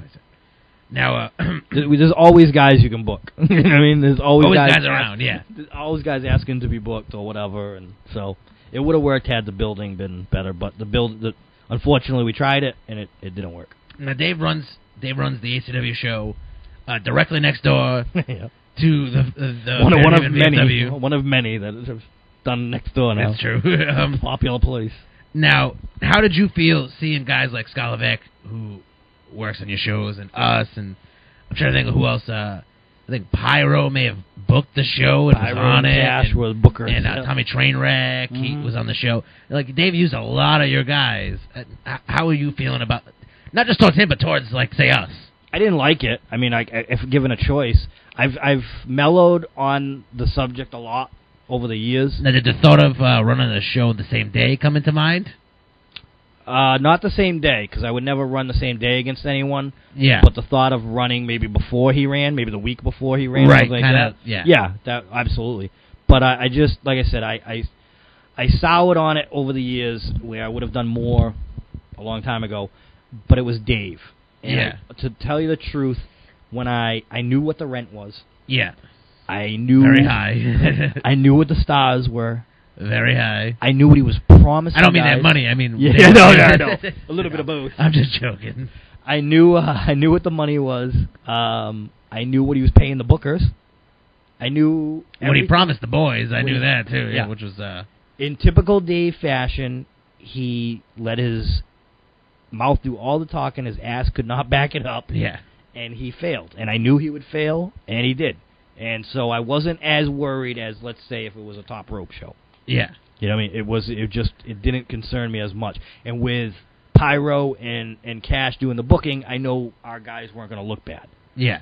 Because that was, I know we've talked about it with Levesque, and I'll talk about it more if he was in here, but it was always about guys looking bad. Right, yeah. You know, when we talk about the Top Rope thing and the ACW thing, it was always about, and I knew what the intentions were, because I knew the people that were behind the scenes. I knew what they thought, and it was all just out of spite. And I tried to get guys not to be a part of that. Levesque wasn't the only one. Right. Because... Well, I even remember you talking to us. You were like, well, I know you guys train over at the Top Rope deal. Just be careful. Just, just, you know, because they are going to make it an issue at some point. And I know, like Levesque, they proved me right. He did a squash match. I mean, did a couple of squash matches. Yeah. And it was done out of spite. It wasn't to teach, it wasn't, that's how we teach a kid. No, it was done out of spite, because he was one of our bigger guys. Yeah. And he went over there and squashed to their guys. Same thing with someone, Vinny Marcellia, who was Vinny Nero. Did the same thing to him. He was one of our top guys. Yeah. He ended up going there. They squashed him at first until he decided to go there full time. It's just, that's what they did. So it wasn't, I wasn't trying to be a dick about it. No, so since you brought up Vinny, we'll get into that whole deal. Like, how many episodes are we going to shoot for? There were a lot of guys who started in, say, ACW/WCW at the time. Mm-hmm. You have Vinny Marcellias, Matt Magnum, Brendan Webb eventually, Matt Taven. Now, what do you think the reason was why they switched? Was it because you feel pressure coming from the other side? They were promised the world over there. Okay. I mean, we were running in, Fairhaven every month, but Top Rope still had some away shows. Yeah. They were bringing in stars every month. I mean, to somebody new in the business, the Dudleys are going to be on the show? Whoa, right. Sign me up. Yeah. I mean, to somebody starting out in the business, that's a big deal. Yeah. Now, when you're in a business long enough and you realize it's not so much of a big deal, it's a good house, but other than that, they're not going to get you a job. Yeah. They're not going to get you, hey, you going to bring me to TNA with you? If I carry your bag? That's just the way it was. And so they could promise him a lot more than, Dave and ACW could, or even, WCW. So a lot of it was that. And, I mean, they had a reputation for being around for 20-something years. It wasn't Steve Urkel or Ryan Drew that was around for 20-something years. Yeah. It was Joe Eugenio. But they still had that aura. And, I mean, they have the PAL, which is a big deal. I right, mean, even and to the me, PAL in wrestling, in this area, it's kind of like... I love that building. Anytime I talk to somebody or whatever, and they're like, oh, you wrestled? You do it down at the PAL in Fall River? Yeah. It's just like, oh, you know the PAL. Exactly. If you had switched ACW and Top Rope, where we had the PAL and we had Stars, it would have been completely different. Right. So, but that's the way it was. And, I mean, like I said, Matt Taven first worked at ACW around here. You know what I mean? He didn't work at Top Rope. He first started... Vinny Nero, who... 2 years ago in an online interview or something or whatever, or I don't know if it was online or a newspaper, whatever, I saw it, but his first match was at Top Rope. His first trainer was, I think, Spike and Ryan Drew. Right. Bullshit. It's a fucking lie. Yeah. You know, he wrestled in ACW, who I gave him a chance, because I remember a story that Levesque talked about in his interview about them coming down with Angel at Somerset. And I had the opportunity, when we moved to New Bedford, I had the opportunity to not use them. And I chose to use them. Him and Matt Magnum and JT Dunn, or JT Dynamite. Dynamite at the time, yeah. I had a choice not to use them, and I used them.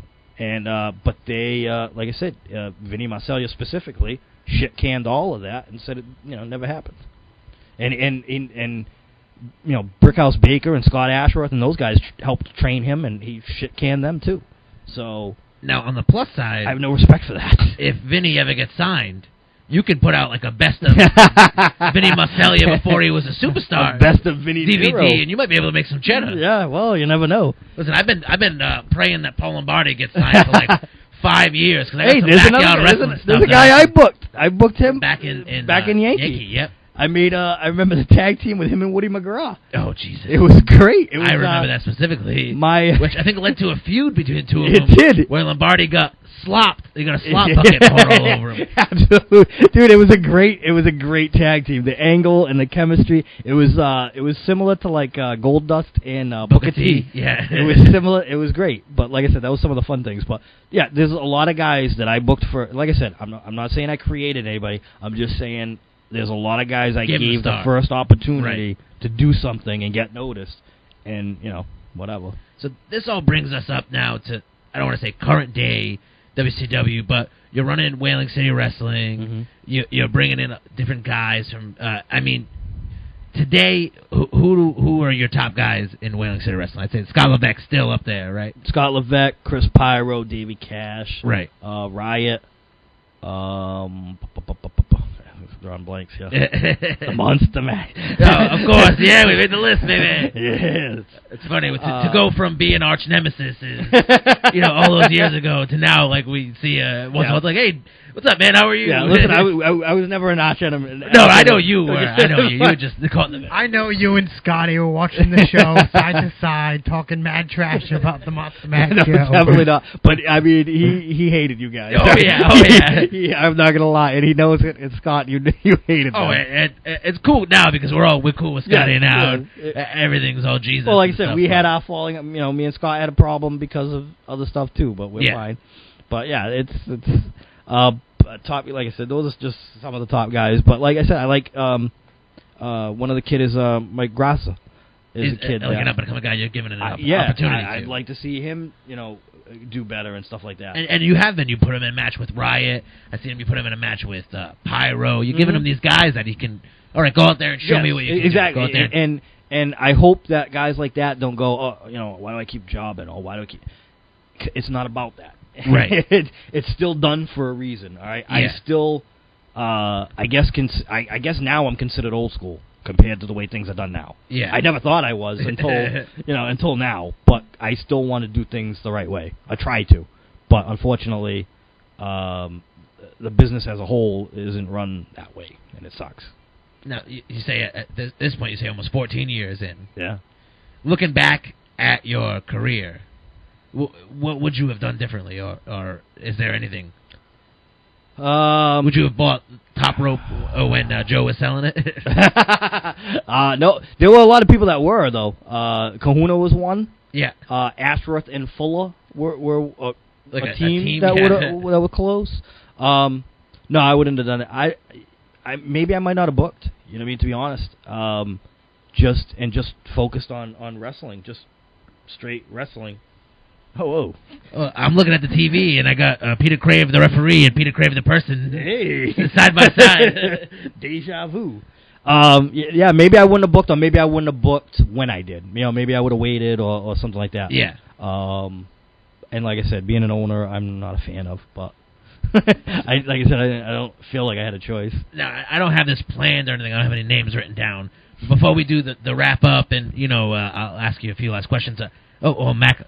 I do want to say, if you're interested in selling WCW to me, I will slap all them guys in masks. We'll have a good time. Ladies cannot wear pants in the ring. All right. But just keep that in mind. A lot of them don't already, but okay. Yeah. I want to throw not as many ring rats these days as it seems to have faded away, right? It was much bigger in my time. I want to throw a few names at you. Okay. Do some word association. Okay. Do I just one word, or do I? Well, it'll be like a name. You can say whatever you want if you want. Okay. All right. But we'll start off with an easy one. Joe Eugenio.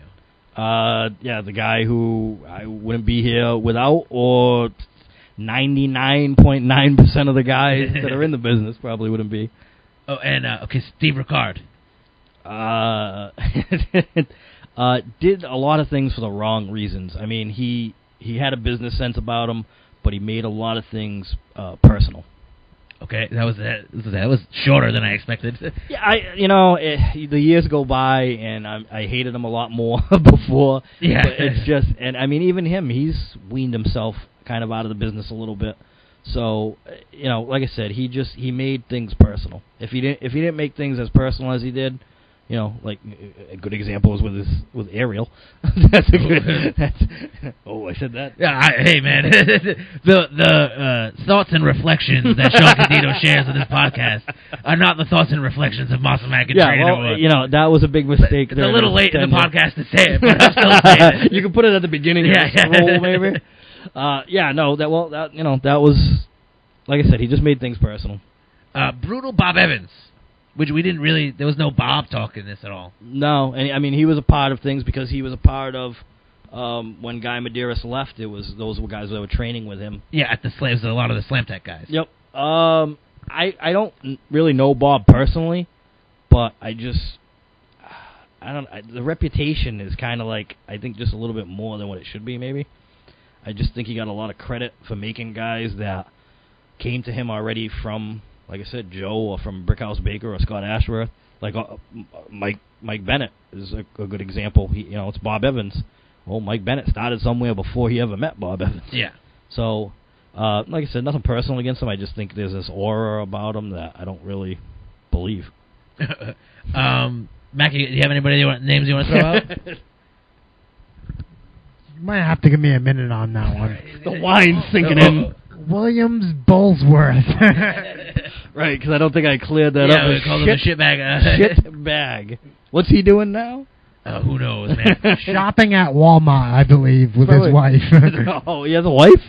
Yeah, that's the last time I seen him. He was married, and he's happy he was all done with the wrestling business. I think the wrestling business is happy he's done with the wrestling business. Spike Dudley.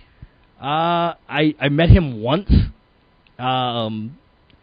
I guess he's much better now, but I heard some stories. He single-handedly ruined wrestling at UMass Dartmouth. I don't know that story. They had a show at UMass Dartmouth, and I believe it was actually Taylor Hendricks who got him the show when she was a student or whatever. And he bled, and I think it was him against what's his face there? No clue. Teddy. Okay. Gregory Edwards? Yes. Okay. It's Gregory Edwards and Spike Dudley, and apparently Spike juiced all over UMass Dartmouth to the point where like a hazmat team had to come in. Oh Jesus! I never even heard that. Yeah, it just ruined everything. And then I've heard some of the things he's done at training, going off on people and being in drunk stupors. Yeah, big smile by this guy over here. Even through a mask, I can see it. But yeah, as long as I wasn't the only one. That's all I get. No. For a long time, I think he was kind of a shitbag, but apparently he's cleaned up his act, I guess. But yeah, he was kind of a shitbag and to be training guys under the circumstances. But like I said, I have no personal heat with him. But. My next name, Steve. Your first name. Well, no, I got Billy Bullsworth. But even though I already gave my opinion on him. Steve Eternal Whiner. Only because he's all an act. He's on TV right now. Is that an act? All an I thought act. so. It's an act. Listen, so he's not really a British gentleman? I've had conversations with him where I scratch my what? Like, is someone else talking? I'm telling you, it's a gimmick. It's a gimmick. I don't believe it for a second. His life is a gimmick? I don't believe it. He's like, what was that, Joaquin Phoenix? When he was a rapper. He was a rapper for a while. Yes, Joaquin Phoenix. He is Joaquin Phoenix. Oh, that was awesome. But no, it's great. I mean, the gimmick is great. It got over. And when the new movie comes out, it'll be even better. He'll sell more. He'll sell more T-shirts and backpacks. My next one, Eric Dillon. Eric Dillon. Oh, God, where do I begin? You guys were close at one point, where do I begin? Right? He just... I have nothing personal against him, but it just seems like he shoots himself in the foot constantly. Yeah. Like, just constantly. He's not a bad kid, but he just does some stupid things sometimes. He's most likely not getting himself booked for Showcase Pro Wrestling because Chris Blockout has the alcohol test before the show and realizes that he's halfway in the bag. In other words, he would never play for like the NFL or the NBA or Major League Baseball. Much. Yeah, he just to be honest with you, and this will probably drop them. I really believe he's gonna die before his time. I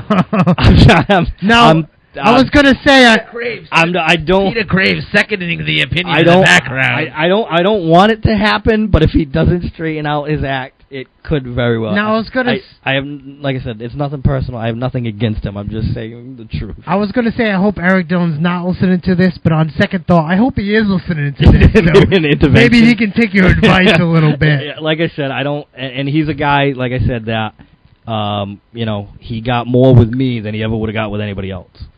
Now, Levesque just rejoined us in the room. Do you Word have any names? He has no names for word association. He doesn't want to get in any trouble. I think that's what do you think about Scott Levesque? He's heard some of the things I've said. What do you think about that Scott Levesque? I think he's crazy. No, wait, was it? He's insane. He's insane. God bless him. Scott, I would just want to clear up. I want to clear up one thing from his thing. When we were talking about top rope and stuff like that, when we were just talking about when he was out of the room. The things, like the whole ultimatums and stuff like that, was done more so not just to protect like ACW at the time, but to protect the individual.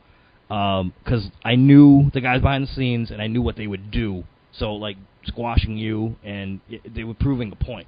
You know, like someone like Vinny Nero went there, got squashed, and then went there full time, and yeah, it's great, they built him up.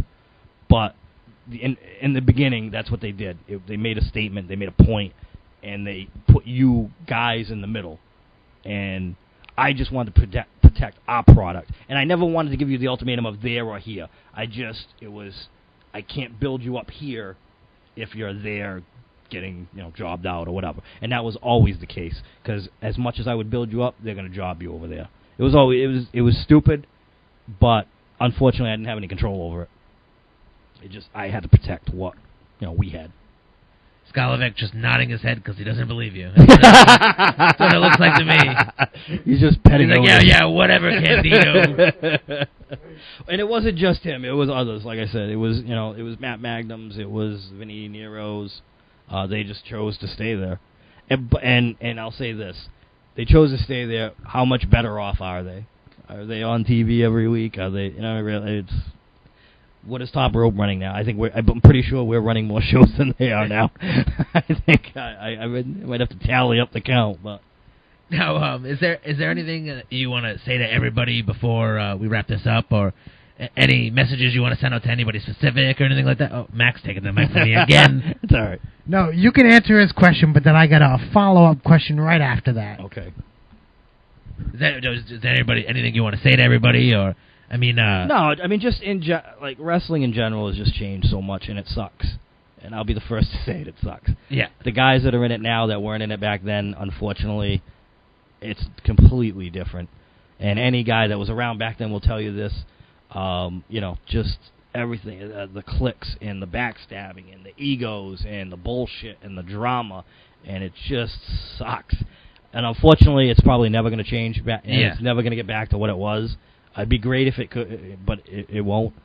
But that's all. I mean, I just miss those days. I probably come off as an asshole to people, but I always thought you were an asshole. Yeah, and then you started booking us, and I am an asshole. Oh, he's a nice guy. I am an asshole. I will be the first to admit it. It's only because you were on Spotlight for so long. That's what it was. Yeah, shitbag on Spotlight. But like I said, it is the way it is. And I'm an asshole to kind of protect what is still left of the business, and I'm a boss, and nobody likes their bosses. So that's the way it is, and I accept that. Now, I like to throw this one out, and I think this is a really good question, especially for you as a wrestling booker. And I like to throw this one out to a lot of guys that we have on this show. This one's for the upcoming wrestlers that are looking to get into the business. What kind of words do you have for them? Do you have any advice for the guys looking to get try football or soccer? All I can say is just come in without an ego. That's a major problem that I find. Leave it home. Don't come in with your character already made and what you're going to wear for gear before you ever take a bump. Just try and just put your nose down, do what you're told. Forget about pay. Forget about just if you like wrestling, if you love wrestling, just stick to that. If you need to get paid to wrestle, you don't love to wrestle. You love to get paid doing wrestling. Right. Hey, everybody wants money. That's great. But I don't do this for money because it's pointless. Why? Right. If you do it for money, you're gonna hate it. Like you guys, you do your merchandise, and that's great. Right. Yeah, we hustle. Exactly. And you know what? If everybody did that, maybe paydays wouldn't matter. Right. To me, honestly, sometimes paydays don't really matter because we make more at the merch booth. Exactly. Than we make in black hot paychecks. Exactly. You're talking about, how many guys draw people to a show single-handedly? If I put your name on the poster, how many guys are you going to bring? And that's going to justify a payday. You know what I mean? 550. Payday's at $10. Are you going to bring 5 guys to earn a $50 payday? Just to clarify for all you Mackanites out there, we only sell T-shirts so we can roll the money back into more T-shirts and bring Monster Mack merchandise to fans all around the world. Yeah, with every T-shirt, there's a chance of having shoulder pads at the next show. No, this is very true. A lot of people, I know you sell your merch, you divvy the money up at the end of the night, and you go along our way. All our merch money goes into a big Monster Mack merch money box. And then occasionally, you want to do new T-shirts, and we open up the box and we cut the money. It's like, all right, we can do new T-shirts. Oh, you want to do design? I think we might be able to help you. Trinity 1 has the location of that box. I have no idea where it is. Probably better that way. Wine and alcohol problem.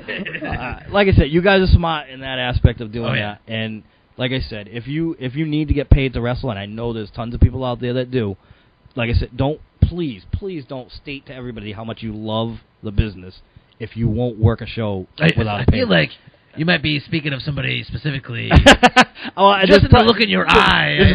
There's probably many people, but that's the way the business is nowadays. It's like, I don't know, do that show because they're not going to pay me $100. Seriously? Like, that's fine if that's your... That's your deal. If that's your deal, that's fine. But don't preach how much you love the business, please, because that's just, it's like a slap in the face. And so, do you have any upcoming shows coming up? We've got April 26th, right? Defining Moment, April 26th, yep.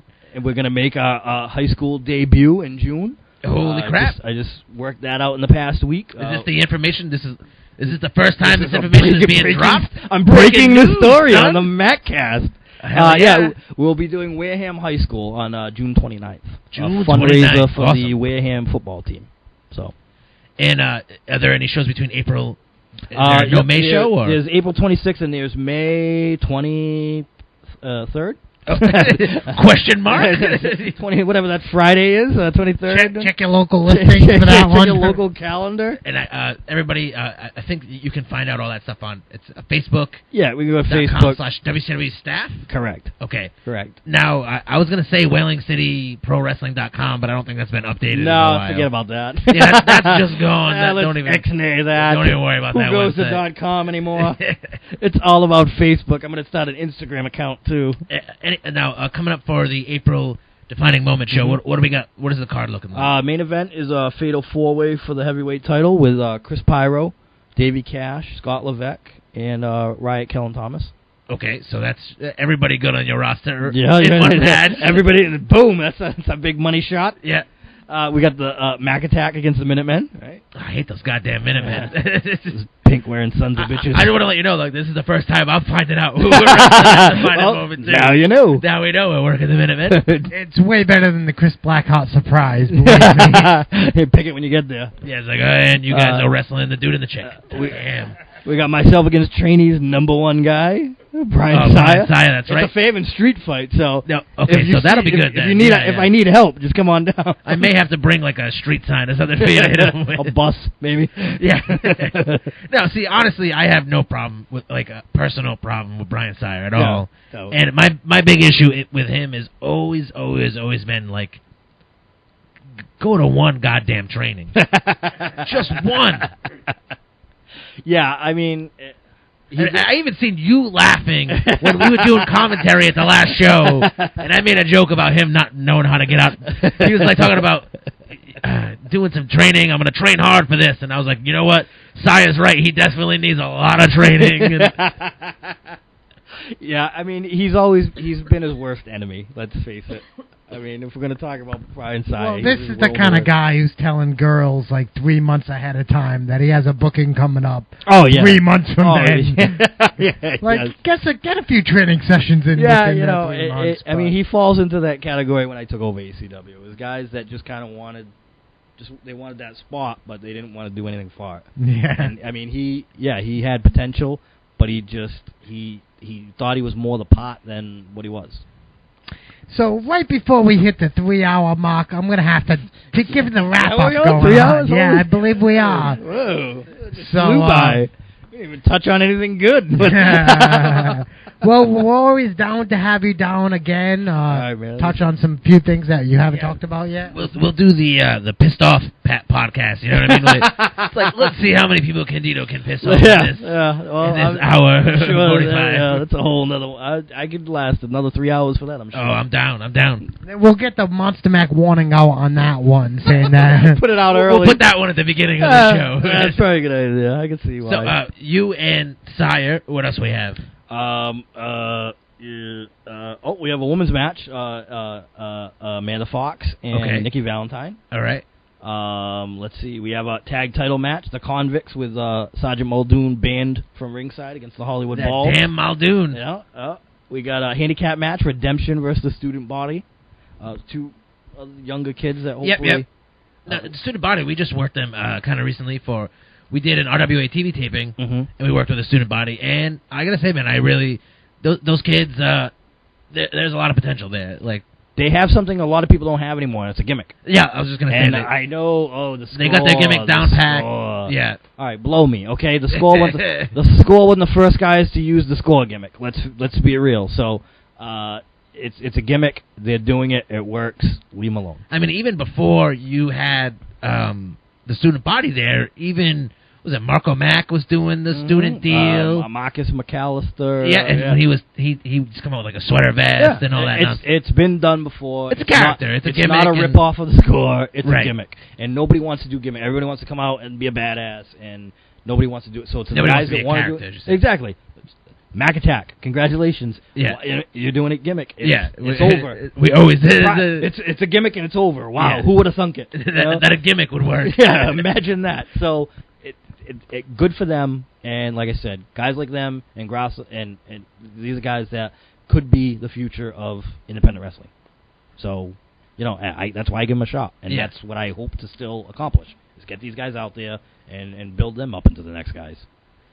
So, I mean, right now we are at like 2:45. We're getting pretty close. It just flew by. It really did, and I mean I had a great time doing this. So defining moment, April 26th. Correct. Fairhaven, VFW, address. Address is 109 Middle Street. Fairhaven, 109 Middle Street. Right I should know that. I should know that, but well, I don't. You just go there and it's right. I just go. I know where the VFW is. I just show up. Yeah. It's all in my GPS that it's exactly. already programmed in there. Yeah, it's all computerized. Imagine the days we had to travel to these shows before they were GPS. I don't know how all would over be New possible. We used to go and watch shows with MapQuest. We used to get lost every goddamn time we'd go to a show. Oh, it was coming home from a show. We're just lost forever. Connecticut campgrounds. They were great. It was all before GPS. And cell phones in most cases. Yeah.